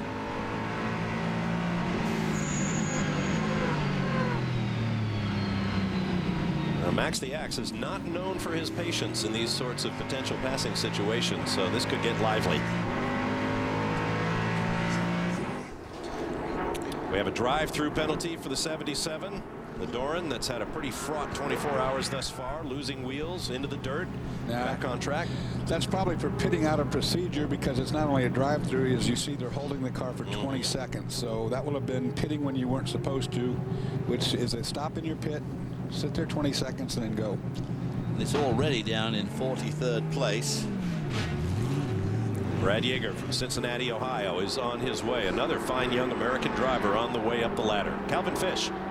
Well, down here in the Brumos pit with JC France. JC, the 59 car, is having such a strong run here this weekend.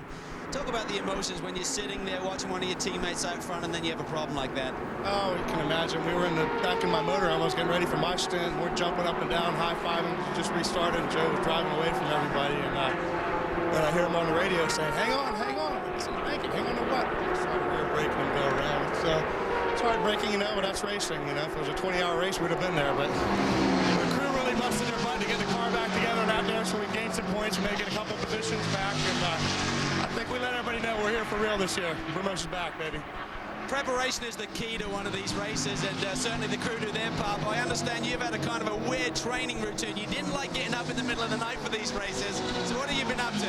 Yeah, I've been getting up at 3 in the morning. I go out and run around the neighborhood and sleep for a couple hours, get up at 6 and go to the gym. Trying to get used to getting up at odd hours and doing things. And I thought it was working, but last night was kind of pretty tough. It didn't seem to help too much. All right, mate, thanks a lot. Let's get down to Chris. Well, it was 2004 when Kevin Doran's chassis won this race, and Kevin, your car has been here since the inception of the Daytona prototype. However, last year, Dallara bought your constructor's license, and at the next race, we're going to see that car. How exciting for you is that? It's definitely exciting. Our car just didn't quite keep the pace of the Crawford and the particularly the Riley. So with the new car, hopefully we'll be back on pace. You know, the Doran name kind of slips back to a team status, parts distributor with Dallara. But with the Dallara factory building the cars, I expect it to be very, very good. Now, SunTrust is going to have a brand new car. You're going to reskin the 77, also potentially another car? Yes, there's definitely interest. I think the Dallara name brings people to the sport, and the Frizzell family's looking at maybe doing a selected schedule later this year. Well, this has been a tough race for them. They just received a stop-and-go penalty. They're having some transmission problems with that car, some overheating, and so they pitted out of sequence because of that. They thought because of the problems they would be fine, but Grand Am did bring them in.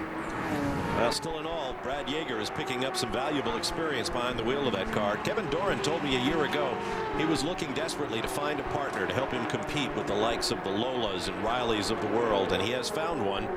Oh, 3 wide on the super stretch. Here comes the chicane. Yeah, that's the leader, GT. That's right. And it's very, very slippery down here. A lot of mud and grass has been dragged on the road all through the night in the rain. There you can see it all on the apex, and of course off to the left there, lurking, waiting to catch you out if you have to go wide.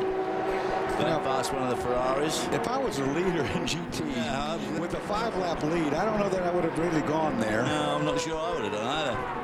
Kevin Doran, of course, a great story. He was the crew chief when Derek Bell and Al Holbert were the height of their winning streak back there in the 80s. Yeah, he's won this race several times as a crew chief for Holbert Racing. I guess Kevin's a lot older than he looked, or he has to be the youngest race-winning crew chief of all time. Absolutely. He must have been very young when he was doing the winning, yeah. He comes from a racing family and loves the dirt tracks. Ran Craftsman Truck Series for a while, had his own team there. Yep. He's kind of done it all. He knows his way around a race car. He certainly does, yeah. And that car, that Doran, when it first came out, was a really neat-looking car. Yeah, that car always has been pretty. You know what? It always does really well at certain racetracks. He's always really been good at Watkins Glen, for instance.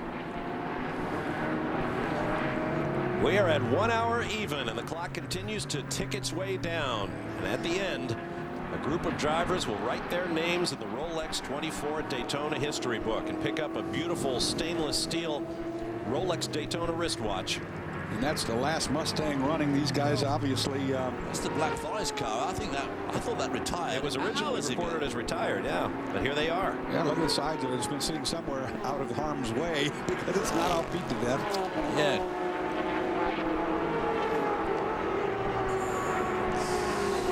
Yeah, Carl Jensen, who's one of the drivers, told me the other afternoon that they have the oldest average age in the field, round about 65 plus or minus a couple. It depends if Boris jumps into the team.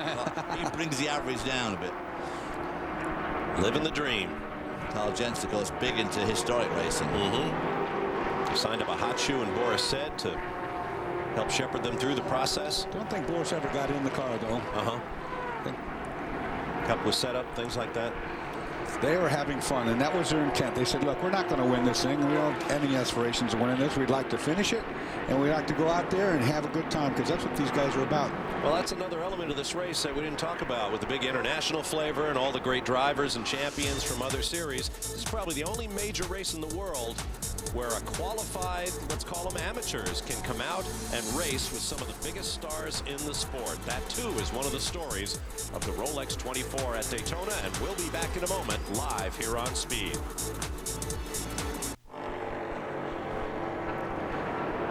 Welcome back to Daytona. Once again, we want to thank DirecTV for our aerial coverage. These beautiful shots of what has become a beautiful day here in Daytona Beach, Florida. Remember, NASCAR Hot Pass is available only on DirecTV, and it puts you behind the wheel. We're just getting started here at Daytona on Speed. These cars will roll out. The stock cars will roll in. The action begins next week. And of course, it all culminates with the 50th anniversary Daytona 500 on Fox. On board with the race leading Lexus Riley in the hands of Scott Pruitt, looking for his second straight victory and third straight for Ganassi Racing with Felix Sabates. Yeah, boy, I tell you what, a lot going through his mind at the moment. Seen a lot of breakage around them. They know their car overheats. And the day's getting hotter and hotter and hotter, so they just absolutely must have their heart in their mouth. Now you're on board with Max Angelelli in the SunTrust car. I said earlier, Max can be pretty aggressive in traffic situations, but there's an upside and a downside to those sorts of activities. 1 lap ago in this very corner. Let's see what Max got himself into. Here he comes up the inside of that GT car. Forces a GT car through the middle of the grass there. No, that's but a GT car like that. That's the number 81 car. He's had an adventurous weekend. Oh, my. At that corner on Thursday while you and I were there about 4 laps into the weekend. That's such a narrow exit, that corner, because that wall is actually taller than what you can see around it. Yeah, really. So you don't know what's up on the other side of that. And it's flat out through there. There's Mark Patterson getting in, team principal for the 60 car. Going to do some time in the car himself. A little more grist for his emails. Yeah, he's probably going to be doing his blog on the BlackBerry while he drives along. Blog we heard about earlier. I happen to be on his email list, and we get him on a daily basis from wherever the Grand Am Rolex Series travels. He's a character. Oh, he's a very funny guy. Originally from South Africa. You can see the South African flag on the shroud around the onboard camera on the roof of the car. Looks like a few of the bits they started that race with in that car are still on it, but not many. From the pole, that's right. Yeah. The hands of Oswaldo Negri. Quite a bit. Then he got punted off by Patrick Long when Oswaldo, the pole sitter, was driving it. And early this morning, about 6 o'clock, and he got high-sided down at turn 3, lost 3 laps right there. The big damage was in Justin Wilson, however, when he went through the pothole and tore up the rear suspension. Right. Race leader is headed for the Ganassi pits. Calvin? Well, just over 52 minutes left in this race, so this should be their last scheduled pit stop here today. Scotty Pruitt going for his 8th victory here at the Rolex 24. What a history he has with this event, and it would be his 3rd overall win. And this is a big one for these boys. They're not taking tires. They're very comfortable with these Pirelli tires. As you mentioned, David, in their performance and durability, they want everyone out of the way. They don't want any problems on this final pit stop, so it's fuel only, blowing out these radiator grills. Bit of a strategy call here on the tires. I mean, there's plenty of heat out on the racetrack right now, so getting cold tires up to speed shouldn't have been a problem. They just want to play it safe. They don't want any snafu with a wheel nut that sticks or anything and cost them a couple of laps, so routine stuff. Pruitt back underway. You see there, Scott did not do the big old burnout deal. Now that time, they didn't put tires on. Had he tried to do the burnout with those hot tires, it would have really shock loaded the rear transmission, the rear half shafts, so forth. So you heard him, you just slipped the clutch, let the thing get rolling. So he just fried the clutch instead? Yeah, no, I didn't really. Those things are pretty tough. He's got traffic ahead of him on that very narrow, very slippery pit out. Back to Calvin. Here with Timmy Keane, who's overseeing the 01 machine. Tim, should be your final stop, mate. You didn't take tires. What's the strategy there? Well, we just don't want a mistake on the last stop. If a wheel nut gets jammed up or anything like that, the tires have been lasting a long time. It's easy to double stent them, and we're not pushing the car that hard, so it's the smartest choice to make. How's the water temperature issue? If we run really hard, it's pushing it, but you know we're looking to run around 147, 148, and we're good to the end. All right, mate. Best of luck. Thanks. Thank you, Calvin. Over the years, the shape of the racetrack has changed. The cars have certainly changed, as have the drivers. Even the name of the race has changed over the years, but some things do not change about endurance racing. As we heard, 2-time world champion and 3-time Rolex winner Derek Bell say at the top of the show, he loves it for all the things endurance racing requires. Consistency, courage, skill, teamwork, preparation, and a whole lot of luck. Yep, you need them all. Everything's going to be just dead right. That was a very smart call by Lee Keane. He nailed it. You know, why would you go ahead and change tires? I mean, wheel nuts become a problem. If you get one half off and it sticks and jams on there, then you're going to be sitting down there trying to cut it off and do something. Right now, just get the fuel that it needs in there and go cruise. Boy, you could just see the fatigue in Tim Keane's face, though. Yeah. It has been a long night for those guys. That was the 57 car of Andrew Davis that the Gainesville car just went past. 57 currently shown 19th overall. These little fuzzy things here are the tops of the master cylinders, and they put those little things on to absorb any leakage that would come out. You've got one for each of the brakes, front and back, and you've got one for the clutch. They look like tennis wristbands. Yes, they do. Back down to Calvin. Well, another driver had a stellar run going here tonight, Bob, was David Donahue. David, the car was so strong, and then just those little problems that you get in a 24-hour have bitten you. Yeah, so one self-inflicted, but one, we had a fuel line come apart inside the fuel cell, so it's a shame. It's we have a really good balanced car. It's fast. It's fast and nice to drive whenever it's out there running. Unfortunately, it hasn't always been out there running like clockwork as much as we'd like. I'd like to say hi at home to Bob Carlson this time. So much preparation goes into one of these races, David, and last year you kind of running with an injured shoulder. You went through some rehab, and you had one of the most famous doctors in the country putting you back together, and you kind of messed it all up a little bit. Tell us that story. Well, I didn't exactly follow doctor's advice, I guess.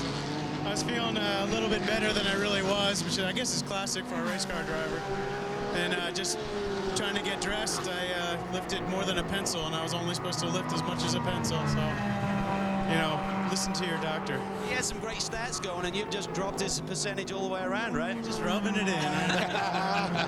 You know, he did that enough. I don't need it from you, too. All right, mate, nice run. Especially on a hot Sunday morning. Oh, my gosh. David's right. Race car drivers think we're impervious to the rules, if you will, of the human body. Of course, his dad, when we drove in 1971 at Sebring, after the 24-hour here, we went to Sebring, and his father twisted his leg badly. And he was hobbling around, and of course his dad did everything in the shop. I mean, he swept the floor, he did all the design work. It was a real workaholic. And he drove the truck down here with his dodgy foot. The late Mark Donohue wrote a great book called The Unfair Advantage. It's worth a read. And of course, much of Mark Donohue's fame was shared with Roger Penske, for whom he drove. There's another son of a famous race father, Alex Gurney. His father, Dan, has won the Rolex 24 as both a driver and a car owner. In fact, his Gurney Toyota Eagles still hold the all-time lap record here at Daytona. And always will, I believe. Yeah, big turbos on those cars. Little engines. There's Roger. Captain. Looks like he's dressed for an outdoor hockey game. He does. It was a bit chilly this morning. There's no question about that. When I came across on the golf cart from my coach, my eyes were watering when I came up here to relieve you guys. Gala, we were at a meeting the other night. The Road Racing Drivers Club had a dinner at the Daytona 200 Club, and Roger was sent an emissary along to pick up an award because Roger was out of town buying a boat company. So another trophy under his belt. I have to go talk to Roger. Getting back to the tribulations of David Donohue and that Brumos car, what are the chances that a fuel line is going to come apart inside the cell? Yeah, that is weird. I'll tell you what it's about like, because in 1968, on that very pit lane in a GT40 leading comfortably, the team manager signaled me to get out. So I said, well, it's not by the end of my stint. Yeah, got to get out. I'll get out. And there's the fuel just running straight out from underneath the car. The bag tank had somehow worn a hole in the, because it turned out the monocoque wasn't properly lined with tape, and the rivets had worn a hole in the bag. So it can happen. Watching Rafael Matos here. He is the GT leader, has been the leader for quite some time with a 5-lap lead. Speed Source Mazda guys, and look at that car if you would. I don't see any place anywhere around that car where it has any damage whatsoever. So often, the cars that go to victory lanes are the ones with the fewest battle scars. Brian Till. One of the other Mazda RX-8s on pit road, the Racer's Edge Motorsports entry, the number 30, Drew Stavely getting behind the wheel. He'll take it to the checkered flag. This Mazda showing the scars of battle out there. Stavely was one of the finalists on Speed's setup show, so make sure you stay tuned for this year's version of setup. You never know where tomorrow's talent's going to come from. Drew Stavely, definitely one of those young, talented race car drivers who's getting a shot. Stavely strapping in. He'll be back on track to take this Mazda to the checkered flag, Calvin. Well, the 40 car's certainly been through the wars a little bit over the last 23 hours. They're trying to get through this last one, and they're putting the man, Patrick Dempsey, behind the wheel. He already spoke to us just a short while ago about what a great experience this has been, but there's nothing like seeing that checkered flag at the end of 24 hours. We'll see if he's got his lessons learned about the cold tires when he gets down there to pit out. I'm sure he will not make that same mistake. Comes the 30 car out ahead of him. Well, a lot more temperature in the track now. In the middle of the night, there's no doubt about it. It was a bit of an issue. The new Pirelli tires haven't got a lot of grip in the first couple of corners, and it's something the drivers are going to have to adjust to. Both those cars we're looking at in GT had multiple crashes last night. Ken Dobson was driving the Pontiac and must have had a target painted on him because everybody just drop kicked him around. Of course, Patrick Dempsey had his two problems in this car, once leaving pit lane and once getting up in the International Horseshoe. The team's, of course, done a good job, and both cars still running. It's great to have guys like Patrick Dempsey here. Number one, he is a true car guy with a small collection of his own. Number two, he's a very useful racer, learning his lessons as every racer has to as he goes along. He's also dedicated to the sport, and he'll bring fans to it, which has to be good for the game. He's not taking this as a gentleman driver type of situation. No. He's taking this, he wants to be able to be, as Paul Newman was, he wants to be able to win a race on his own, to be skillful enough, fast enough on his own to go out here and compete against the best in the world. So that's a serious commitment. Well, he's got his work cut out to be as good as Paul Newman. I mean, I raced against Paul Newman in Trans Am in 1983, and he was unbelievably quick, and he was already about 60 then. I had him as a driver. I had him in driving school and raced against him through the amateur years and professionally, and you're absolutely right. I think if it started off being a race driver instead of a film star, he would have been very, very successful. Well, Patrick Dempsey is the latest in a long line of Hollywood stars who were good racing drivers. Not only Paul Newman or Steve McQueen, Gene Hackman, James Garner. All those guys were very serious about their own team when I drove in the Formula 5000 Championship, and super guy. But, you know, acting, the concentration level to do that job and the concentration level to do this job are the same. I mean, you have to be able to alienate all the things around you and concentrate on just that task at hand to make it done, do it perfectly. Well, that's another of the great aspects of this race in particular, and the sport in general, is you always have young people coming on. A moment ago we saw the 30 car from Racer's Edge. It's run by a guy named John Meraki. He's been in the sport for a long time, runs a terrific program. My son Matt drove in Star Mazda for John. Rob Dyson, a well-known name here at Daytona. His son Clint drove for John Meraki at one time. Well, the doctor's got around a lap there, so without incident. So race car drivers can be actors, and I'm all these years been acting to being a human being, and I'm really not. I was just asked if we knew any famous producers. Of course, Lucas from Star Wars is absolutely a nut, a Formula One nut. Sorry, Chris. It's Chris Dyson, not Clint. Thinking of the Mears boys. Speaking of Chris's, Chris Neville awaits the GT leader. Well, Rafael Amato's bringing the 70 Speed Source machine to pit lane. The final time in this race, Sylvain Tremblay, the team owner, he's going to take the honors of taking this thing across the stripe. The team's saying that this car is just running flawlessly.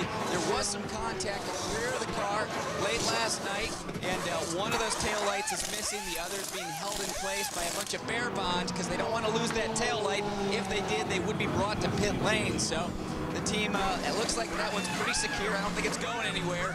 Mazda looking to win their 22nd class win here at the Rolex 24. So they've seen victory lane quite a few times here, and the team really taking their time. Tires done, fuel done. Sylvain Tremblay just getting belted up there. You know, Dorsey, one of the amazing things about the motor in this car is it can go 50 hours of racing until they need to rebuild it. It's only about a $35,000 motor, and on rebuilds, it's only $8,000 to rebuild it, and they really only changed out about 4 moving parts. And for the people at home that think that's a lot of money, that is dirt cheap. That is just no money at all. This little thing just runs and runs like a clock. Yeah, there was a time that Mazda was absolutely the car to have in the lightweight GT categories. They won 12 in a row here at the Rolex back in the 1980s. We'll take a break and return with more as the time continues to tick away in the final hour of the 46th Rolex 24 at Daytona.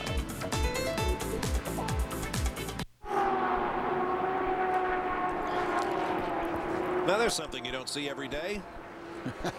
Actually, every one of us on the speed crew is going to take that flight to our respective destinations, one at a time, and then we start taking the bags, and then we start taking the television equipment. That's normally how they send me to Lamar every year. Me and Let's say what you wish for. Let's say first, but they said, when you said, can I sit in the front cabin? Me and Not a problem. You didn't bring that front cabin. Me and Lindbergh, we got the same flight. you got both. There is the race leader, Scott Pruitt, still with that 3-lap advantage over the reigning champion, Alex Gurney, in the Grand Am Rolex Series. And while we're on the subject of Le Mans, we'll let Calvin pick up the story. Yeah, one of the class winners at Le Mans, Darren Turner, running with the Chrome Racing boys this weekend. How's the experience been with the team? For my first Daytona, I've loved it. I'm just saying to Brian there, the chief mechanic here, it's just been a great race. We've been up and down like a yo-yo with performance. We've had lots of little problems, but we're still running and in fourth place. So hopefully we can stay there to the flag now. You've done Le Mans a bunch of times, obviously all the other endurance races, Sebring and Petit Le Mans, but Daytona is a little bit different. A lot of nighttime running. How is it different from Le Mans? What's the biggest difference from your perspective? I think mainly the traffic and the fact that you never really get a rest. You know, even with the banking, you're always having to concentrate. And for me, it's like one of the first times dealing with a spotter as well, talking you around the circuit. So it's completely different from any 24-hour race I've done before. And it's like a war out there. You look at the cars now, and some of them look like they've come out of the Mad Max movie or something like that. They're in the right state. So it's just been great. I mean, I want to come back next week and do it all again. One of the guys you typically battle over in the American Le Mans Series, Ollie Gavin with the Corvette team. You typically run in the Ferraris and Astons, of course. Any little rivalry going on this weekend about who's going to beat who in the different chrome cars? Who, me and Ollie? No rivalry. We're having a great time. I mean, obviously, we're going to look at who's got the fastest lap, but I think, you know, Ollie's done it before, so he might have nipped it this time. So I'll hopefully come back next year and be able to have another run at him then. But it's good because normally, like Petit and Le Mans itself, we're always against each other, and it's you know, a good rivalry there. But here we're working together and working as a team, both cars. All the data's available between us. It's really good. And also, it's the first time I've had a good chance to get to know Ollie away from, you know, the competition. All right, mate, great to see you here at Daytona. Cheers, thanks a lot. Well, he brings up a great point about the traffic. You know, when you go to Le Mans 8-mile circuit, you don't pass cars every, 300 yards or so. Here at Daytona, with the way the course is configured, you're always in traffic. You're never going to get a full clean lap in. Well, you never get out. I mean, there's a lot more cars here to start on. There's 66 cars on a 3.5-mile circuit as opposed to 44 cars on an 8.5-mile circuit. And it's really crammed into this sort of fishbowl with the oval and the small infield track. And of course, what we've seen even this morning, every time there's a restart, somebody runs into somebody else as they weave their way through the infield. So for him, it would be very different from Le Mans. And like we said last night, there is a lot more dark here than there is at Le Mans. Le Mans run on the longest weekend of the year in June. In France, it's light till 11, gets light in the morning at 4. And here it gets dark in the afternoon at 5 and doesn't get light till 7. Of course, we didn't see sunlight till about 2 hours ago. Well, no, right. Yeah. There's Ryan Briscoe making his way around. Ooh, I see a little smoke coming out out of the back there. All that overheating. That's not good. That was the first telltale signs I've seen of that, and that was not debris on the racetrack. That looked like wisps of overheating fluids. We'll take a look at it here as he gets a tail away shot. Yep. Suddenly appears to have disappeared. Usually means it's out of whatever it was leaking. Watch the gauges. Turn 6 and up onto the banking. Yeah, I don't see any there, did you? Didn't see it that time either. A solid third place as the captain, Roger Penske, returns to Daytona. I was speaking with Penske Racing President Tim Cindrich at the test, and he said that their organization would be open to a full season effort if the planets aligned and sponsorship were available. Yet another area in which one of America's all-time greatest racing entrepreneurs can come to play. I wonder how much this event now, after 35 years of absence, has spurred Penske's competitive juices to come and want to do this back again.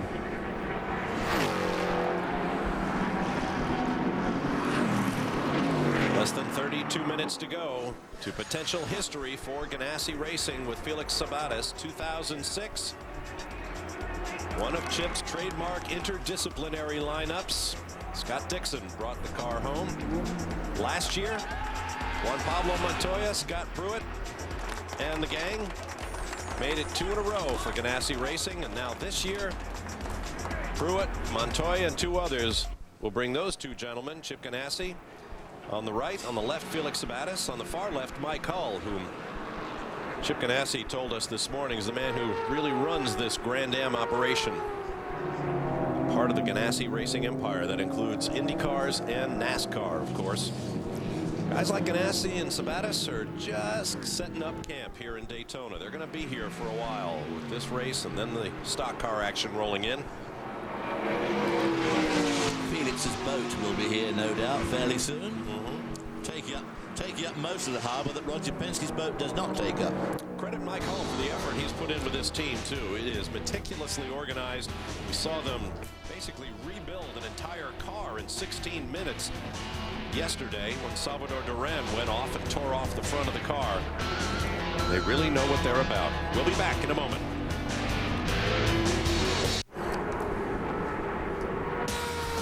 Don't miss DirecTV Speed Weeks as we launch Speed High Def with 100 hours of coverage from here in Daytona, everywhere on and off the track, documenting the struggle to make the field for the 50th anniversary Daytona 500. Speed Weeks coverage begins February 7th, 5 p.m. Eastern. NASCAR on Speed. Be there. Let's go down to the pit lane. Calvin Fish is standing by with our pole sitter for this race. He was indeed, Bob, just 24 hours ago, or just less than that, actually. Ozzy led the field to green, and you had an awfully strong race car, and it kind of just got away from you a little bit over the last few hours. Yeah, you know, it was comparing. It was a lot easier to get the pole. You know, it's a long race. Lots of things happen, and you know, we were unlucky in a few times. I think we had a failure with Justin. I'm not sure, but you know, considering sixth, I think it's good if we can, you know, carry it to the end. Talk about Mike Shank and this group of people that he's put together. I mean, Mike isn't one of the big name car owners like a Chip Ganassi or Roger Penske, but boy, he's really come a long ways over the last half dozen years. Mike is a bulldog. He's a racer, you know. That's what I love about him. He will do whatever it takes. And just like I said before, he wants to win as bad as I want to win, so it's a good combination. All right, mate. Great performance this weekend. Thank you very much, guys. In fact, it was a record-setting performance from Oswaldo Negri in the Daytona prototype era. A lap at 140.793, averaging 127.152 miles an hour.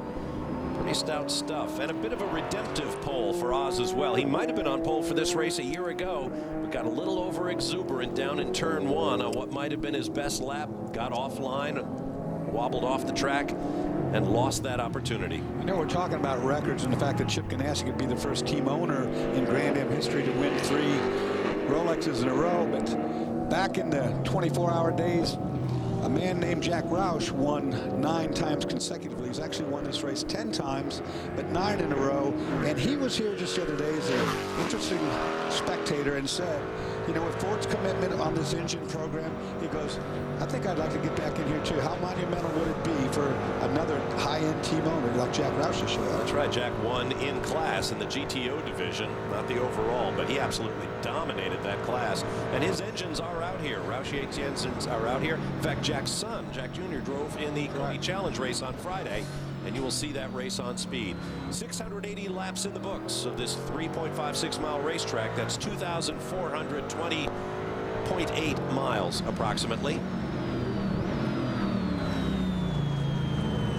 There's another big-name car owner and former winner of this race on the premises, and Calvin is with him.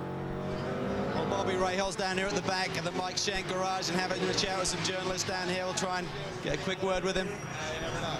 Bobby, great to see you here at Daytona. Former Grand Marshal here, former race winner back in '81, but watching your son, Graham, what a career this boy has had. I mean, you must be very proud of his progress, and more than that, just what he is as a nice young man. Well, thank you. Yeah, I mean, it's kind of amazing. You're 19. This is your third 24-hour. I mean, that just doesn't kind of, you know, that's hard to put in real terms, because I didn't do my third 24-hour until I was about 35.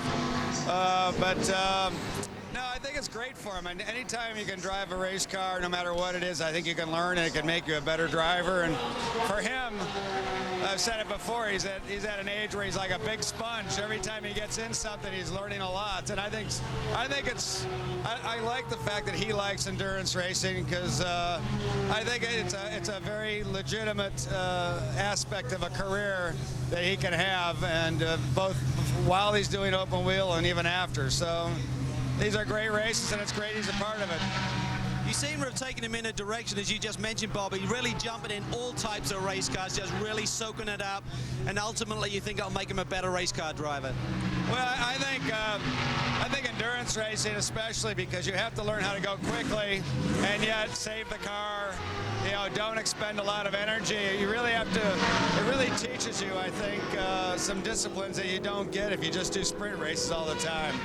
So, you know, I think it gets, you know, for a young guy, it really puts them under pressure to really start to develop good judgment, you know, and that's so important, you know, when to pass, when not to pass.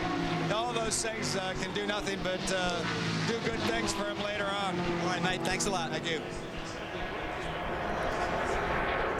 Bobby Rahal certainly knows whereof he speaks. Not only is he Graham's dad, a former winner, he's also here as the president of the Road Racing Drivers Club for all their activities this weekend. Coming up on 22 minutes and a 3-lap lead for Scott Pruitt. They've had the lead now for 87 laps, spanking the field, but does that mean they are the hands-down winners with this much time remaining? Far from it. Let's take you back to 2004, and Tony Stewart, here as a NASCAR champion, was driving a Pontiac Crawford with a star-studded driver lineup, and a 2x4 had to be used to try to buttress a broken suspension. Stewart out there basically limping on 3 wheels until that suspension finally broke, and 20 minutes from the flag, Max Crawford and his team were out of the Rolex 24. Absolutely, bitterly disappointed. I've seen it with Dyson, car leading, 20 minutes to go, and it all goes up in smoke. How many times did we do that? 3 times or something? The last 20 minutes working bite there. Oh boy, that's when the ghosts start speaking to you in chorus from around the race car, around the paddock area. The mantra of 24-hour races for me is, if it's going to break, for goodness sake, get it over it. That's right. Get it really played over. Hotel for dinner. Absolutely right. Just dragging on till the end and then quitting just breaks your heart. Well, a lot of guys down there in their pit lane who are starting to cross their fingers as we enter the final 20 minutes of the 46th Rolex 24 at Daytona. And we'll be back.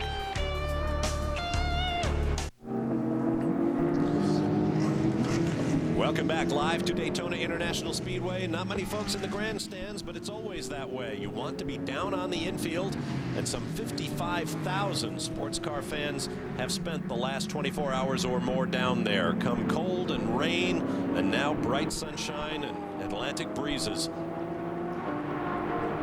There's the number 66 Racers Group Porsche in the hands of Andy Lally, a former GT class champion. Behind him, the 67 of Emmanuel Collard, and somewhere out there, the 64 and the 69 TRG cars. So you have 4 Racers Group cars there. How are they racing? Well, not exactly, Dorsey. Now they're all overheating, and they've been told to get in order for a photo op at the end in about 15 minutes. And you'll see when they go up on the banking, they'll separate so they all get clean air to the radiator. Those cars are hanging on, but they're in their pecking order that they'll finish. Let's hear from one of the drivers on the 66. He's standing by with Brian. Andy Lally behind the wheel right now, sharing that car with Ted Blue, Richard Westbrook, and this man, Bryce Miller. Bryce, last year you helped Dirk Werner to his championship because you were there with him every step of the way, except here. And if you had been in the car with him, you would have shared that championship too. This year, you have the same co-driver all year long, and you got a good finish going here. You thinking championship? Yeah, it's certainly a good feeling to be able to share in the opening points, the start of the season, and it establishes a little bit of closure. Last year I didn't have that, and I'm really looking forward to this year. Ted Blue's a great co-driver, TRG's a great team, and I'm looking forward to a great year. We had some great runs last year. I know you had a victory at VIR with Dirk Werner. What did you learn last year that you can bring to TRG that's going to help you to get to that top step of the podium at the end of the year? Oh, what did I learn? I guess how to go after a championship. How to pace yourself, how to push. When it's important, and preserve when it's important. So. I think that's the biggest thing. I've been able to apply some of that here, and I've had great co-drivers, and just keep soaking it up. So. Bryce Miller, one of the great young talents that was discovered here last year. No reason to think that he won't fight for the championship all year long. He's got a great team, guys. No question about that. 7 cars from the Racers Group here. 7 also from Farnbacher Lowell's, the highest placed of those, currently in 15th place. Damian Faulkner at the controls. All of which will be beaten by this car if it makes another 15 minutes. Sylvain Tremblay, the Speed Source Mazda, has been the thorn in TRG's side this year, unfortunately. Sat on the pole. And what must be even more irritating to them, they're all suffering from overheating, and they've got half their radiator blanked off. So they're ready for the hot weather. This car's run just like a train. No problems with it. They had a skirmish in the middle of the night with a little rear contact, but other than that, clear sailing.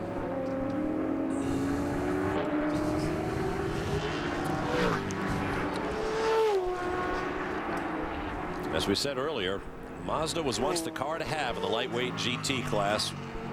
Winners of nearly 24 races here at Daytona International Speedway.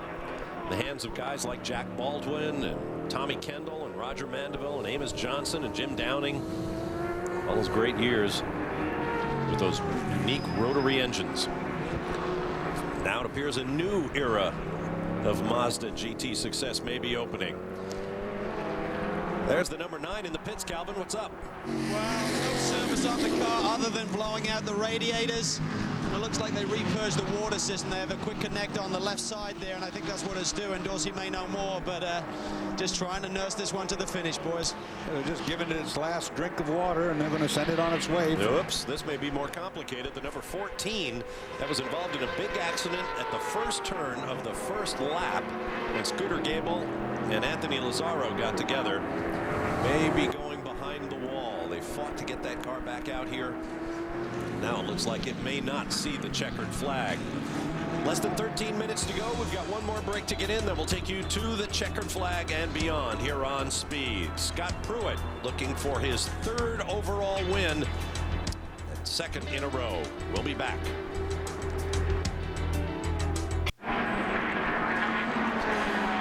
Welcome back.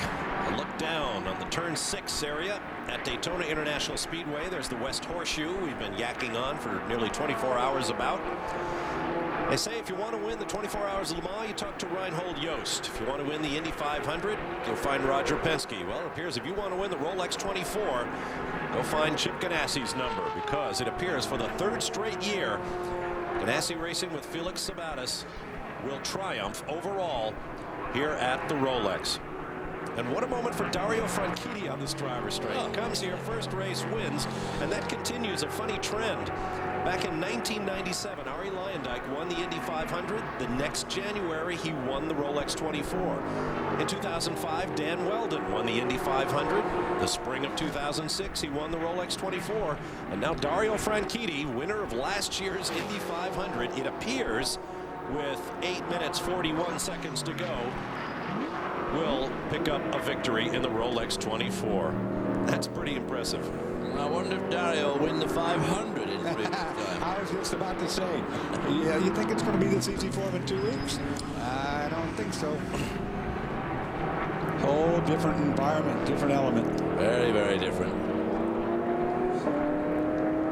Should the win come, it'll be the 3rd straight, not only for Ganassi, but for their Lexus power plant and for the Riley chassis.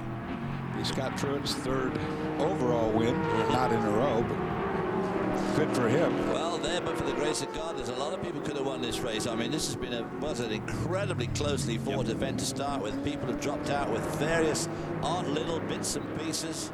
It didn't really a huge amount of lead changes. It didn't really develop a pattern until really this morning, early this morning. When we left the air, or when we left you and Lee Diffie on the air at 8 o'clock this morning, we had 5 cars on the lead lap. It was incredibly competitive. There's Dario. Dario right there. Yeah, that one little gearbox in the 99 car. The 59 with the broken suspension. 59 with the broken suspension. The 6 car with the broken suspension. 60 knocking the rear end off of it. Odd little mistakes, and then odd things breaking. This could be a big day for the entire Franchitti family. We heard from his brother Marino last night, as you see Juan Pablo Montoya on the podium. His father George, I believe, was coming, and I think Dario said his wife Ashley Judd was to be here, but I heard she wasn't feeling well. If that's true, I hope she feels better now. Of course, winning the Rolex 24 probably goes a long way to achieving that. Would for me, the Rolex part would. Probably tune me right up. Well, he should be on time from then on. Well, the great, I don't know. The great distance runner Emil Zatopek once said, if you just wanted to win a race, go run 100 meters. Don't waste your time. But if you want an experience, you run the marathon. And I think that's the case with 24-hour endurance racing. It is an experience. We had 66 cars, nearly 300 drivers from around the world, each living his own personal dream. Some of those dreams were shattered during the course of the night and the ensuing day. But some of those dreams will be realized. And I wonder if any of the guys here at Target Ganassi Racing imagine that they would be able to pull this off for the 3rd straight year. We've talked about the strain and the stresses on the car. What about these drivers? I can tell you, having run 12 or 13 of these 24 hours here, no matter whether you win or lose or if you crash or not, for the next week, these guys are going to be feeling it. And some of them got to go back to work. Terrific bashing you take around here, because there's a lot of side load on here, a lot of downforces going through the car, and then those tight infield corners really work you over. Now, but there are as many... Steady, lad, steady, don't. Whoa, steady. Pardon me, excuse me, coming through. Matsu. But there are as many guys from that group of nearly 300 drivers who will go home with a smile on their face, no matter what happened during the race, because they came here and they can say they did it. Absolutely. Guys like Patrick Dempsey, you know, for instance, this will be his fondest memory of this year, more than likely, you know, having competed and finished. Some of those young drivers we've been talking about, like Brad Yeager, Graham Rahal, Colin Brown, Andrew Ranger, and some of the old salts like Carl Jensen and Derek Bell, who sadly didn't get into the car that he said would be his last international race, since he didn't actually get to race it before the car crashed out. I wonder. Well, we asked him that. We asked him that last night. Yeah, we said, well, since you didn't even get to get in, is this maybe not the last? He said, well, maybe not. He said, I got disappointed. I didn't want to go out like this. There's Jimmy Vasser and John Fogerty. They're currently in 2nd place. They won the championship last season without finishing this race, so they're getting this championship season off to a much better start than this time last year. Well, exactly. It's been pointed out. I mean, they finished this race, what, 22nd last year? They'll have a whole lot more points in hand.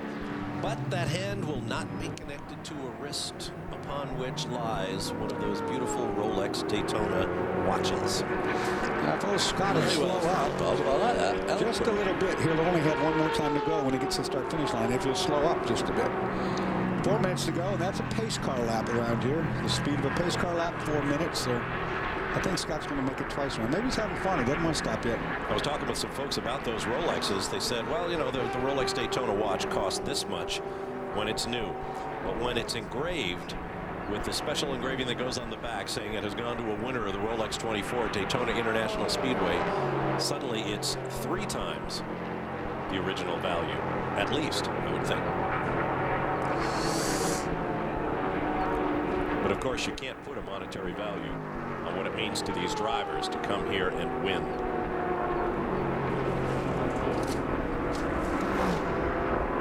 Just ask Alan McNish, who still has those 2 second-place finishes. I had a lot of second-place finishes. I remember that before I finally got to win it. You know, you took it for granted. You thought, well, you'd get to win one of these. But it's not as easy. For a guy that makes it multiple times is phenomenal with the amount of competition that you have to face. Incredible. So you meet guys like Tom Christensen, who, as Calvin said earlier, won Le Mans 7 times, or Derek Bell, who's won this race 3 times, or Hurley Haywood, who's won it 5 times, or Andy Wallace, who came here and won, I think, the first time he ever set foot in the place. He won at Le Mans the first time he set foot there as well. Of course, Christensen didn't take a jet over here. He walked across. Well, of course, Christensen not only won 7 Le Mans, he won, what, 6 of them in succession. Yeah. With those great Audi teams. There's one of the Banner Motorsports car there. Alex Gurney. Alligator, as it says on the top there. That's right. Those unique motorcycles built by Father Dan's company. All-American racers still out there. Getting very big in the aviation business, I understand. A lot of fabrication work. 2nd place will be a cold comfort when you're a Gurney, I would imagine. It's a lot of work for 2nd place, I can tell you that. Yeah.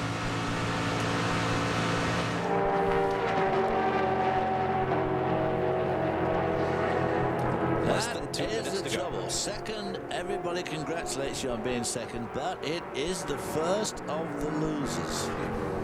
That's the trouble with 2nd.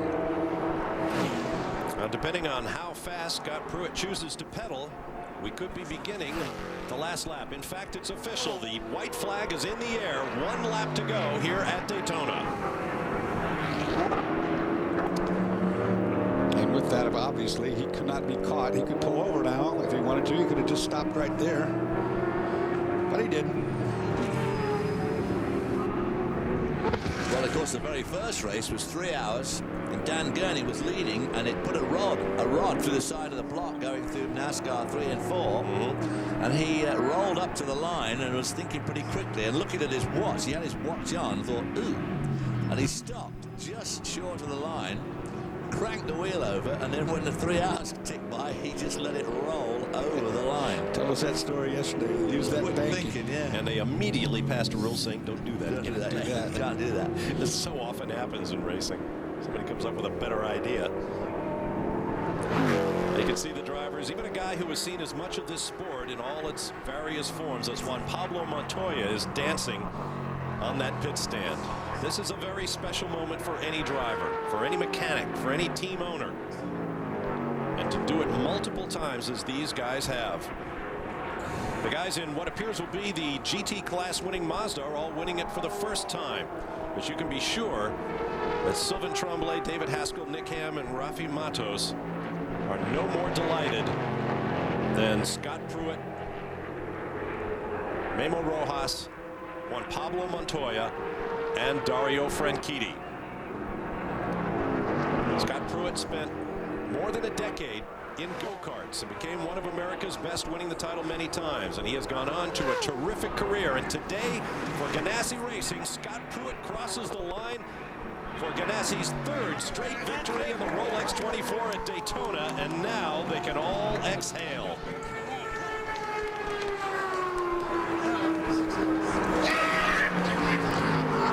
You can breathe again, Chip. And well, he is. What a career Scott Pruitt is still in the middle of. Absolutely extraordinary. The winningest driver in the series. He now has his third overall victory in this race. I remember Jack Roush once telling me he thought maybe Scott Pruitt spent too much time in go-karts. Should have got into auto racing a little early on. Put this in perspective. Scott Pruitt is who I replaced in 1988 at Roush to win my championship. That's how many years ago?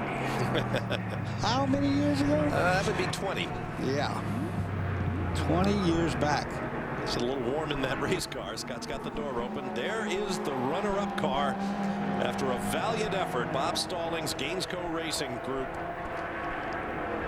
Great effort here. Really home in second place, and that is a big step up from where they were at this time last year. And of course, as we've mentioned, the season is just beginning.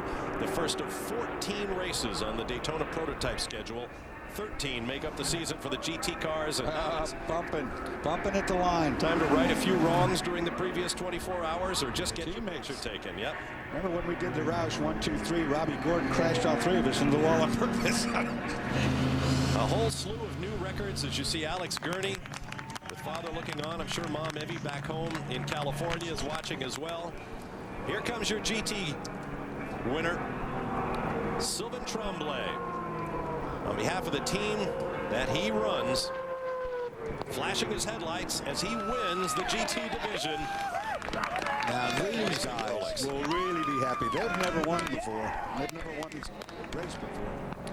A whole history book full of new records for lead changes, different leaders, caution flags, and more. We'll be back to start wrapping up our live speed coverage of the 46th Rolex. We've got about 25 minutes to go, so don't go anywhere. We'll be back.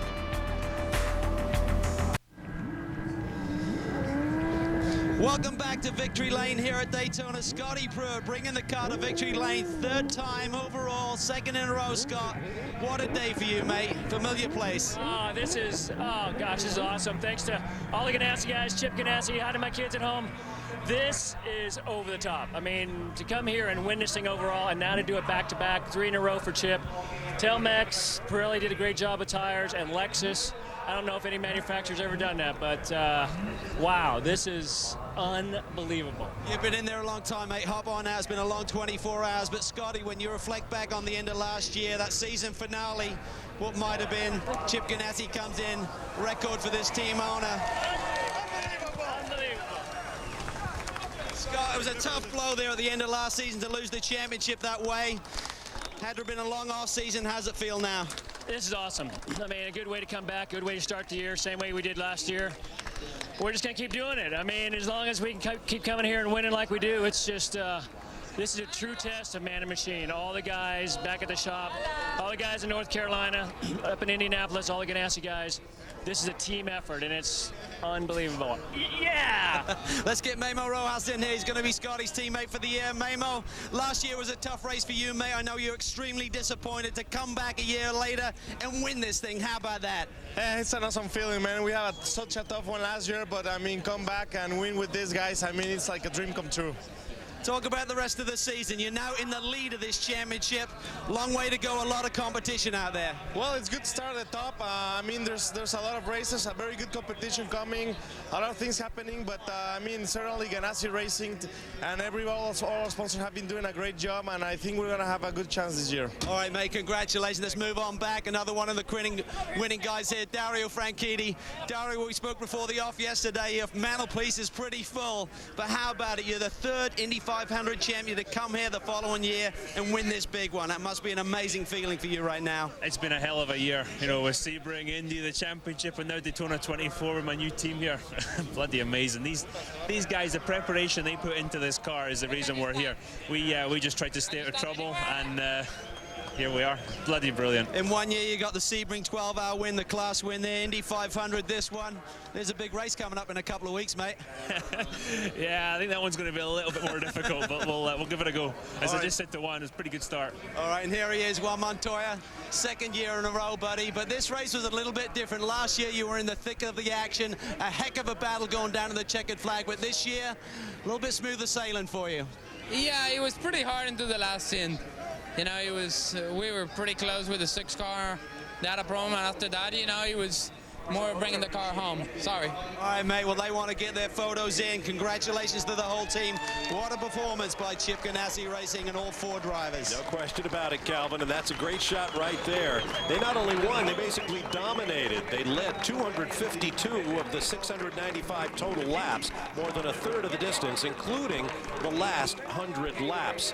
Congratulations to them. Now let's go to Chris Neville with the GT winning crew. Well, so much of that spotlight is always on the prototypes, but now we've got the GT winners too. We've got the 70 car, Rafael Matos. Rafael, this was your first running at this race. You get the win. You get the win for Mazda. It's been a while since they've been in victory lane. Yeah, definitely. Unbelievable feeling right now. I can't describe right now. It's, you know, something I've never felt in my life. And, you know, I'm very honored to be part of the family, the Mazda family again. Very honored to be part of the program, and you know, we all deserve this victory. You know, the whole Speed Source Mazda crew worked really hard for this race, and you know, we all deserve this, and I can't thank enough the Castrol for all the support they've been giving us, and you know, thank you very much, everyone. Well, this is Rafa's first run, but Nick, your 10th run, and you've been also running full season with this team. You just got to feel great to just finally break through, get the win. Yeah, what a great way to start the year. Special thanks to Castrol and Mazda and everybody involved on the team. And I want to say a special thanks to my wife back home for helping me prepare for the race and get in shape, and just I wish she was here to share it with me. And Sylvain Tremblay, this is your team. You built 4 of these cars for this field. All 4 of them finished, and you got 3 in the top 10. Not bad, huh? Just a testament to Mazda. I mean, they stuck with this rotary engine that we all love, and what a motor. I mean, unbelievable. The combination of the rotary along with the Castrol, just reliability like you can't believe. We were flat out the entire time. So that's what it takes, and just a dream come true. I mean, you know, to do it with my best friend and co-driver and engine builder, Dave, you know, we've gone through a lot, and just a lot of respect for all the competitors. I see Kevin back there. Yep. Just so much respect for Mr. Buckler and his organization and the standards that he set here. And, you know, Porsche's done a great job, but Mazda's back. And David, so often during the season, Brian and I are pulling on your leg to get the answers because you run the team, but in the long races, you help do the driving too. Pretty emotional win for you. Yeah, very. It's just we work so hard. Everybody at the shop, everybody just pours everything they can into this, and you know, to be part of building the car and building the motors and driving, and you know, Sylvain works on them and welds and puts them together, and then getting to drive them, it's just overwhelming. It is, and to do this, it's like just overwhelming. It's unbelievable. Mazda gets their 22nd class win at Daytona. That's right, a new era for Mazda in GT. Well, the Ganassi era is already in full flight. In winning the race overall 3 straight times, Ganassi have led 53% of the laps run in the last 3 Rolex 24s here at Daytona. Congratulations to all of the winners. Another memorable edition of this race is now in the books. We've still got more to come. Stick around. We'll be back live to Daytona International Speedway in just a moment.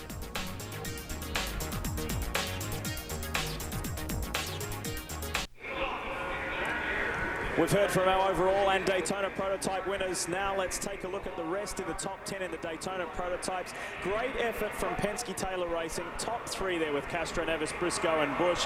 Both Krone Racing cars in the top 10. Both Mike Shank Racing cars in the top 10. And the Spirit of Daytona, the 8-cylinder Porsche, getting there in 10th position. To Brian Till. The Gainesco crew ends up second, which is a lot better off than they were last year. I was just asking Bob Stallings. He's wearing a Rolex Daytona. I said, when you win it next year, can I have that one? But Alex, for you, you finished the race, and I know this has to feel so good after the disappointment here last year. I know you guys won the short race, but you want the 24. Yeah, you're right. It really does feel good. I mean, I guess we feel a little bit off because, you know, to come this long, 24 hours, and to see the win just right there is tough. But anyway, everyone did an excellent job. All my teammates were awesome. You know, really never made any mistakes, and just really proud of everybody on the Gainesco team. Lowe's, super happy. I think that's the thing that's impressive, John. Nobody on this team put a wheel wrong the entire 24 hours under some incredibly difficult conditions. Yeah, that was one of our objectives, and we all talked about that for a while before the start of this race. We wanted to keep the tires underneath us, and we did a really good job doing that. We didn't have any issues there. And with the changing conditions, it was pretty hard. But like Alex said, everybody did a fantastic job. Jimmy and Jimmy, it's awesome to run with these guys. Not only are they super quick, but they're super fun guys to hang around with. So it's good. You know, and you talk about nobody putting a wheel wrong, Jimmy. I mean, for you, these are really difficult conditions. You guys don't run in the rain, but you went out there, you ran in those difficult conditions, you had a good time. I think the Rolex 24 is in your blood. It is. I truly love this event, and I think Vassar and I both are just happy we didn't screw up the championship deal. We wish we could have won. We felt like we were in contention throughout the event, but just you know, truly enjoy this event, and so thankful that these guys let me come and race with them. So I'm stoked. Every one of Jimmy Johnson's contracts from now on going to leave that last weekend in January open?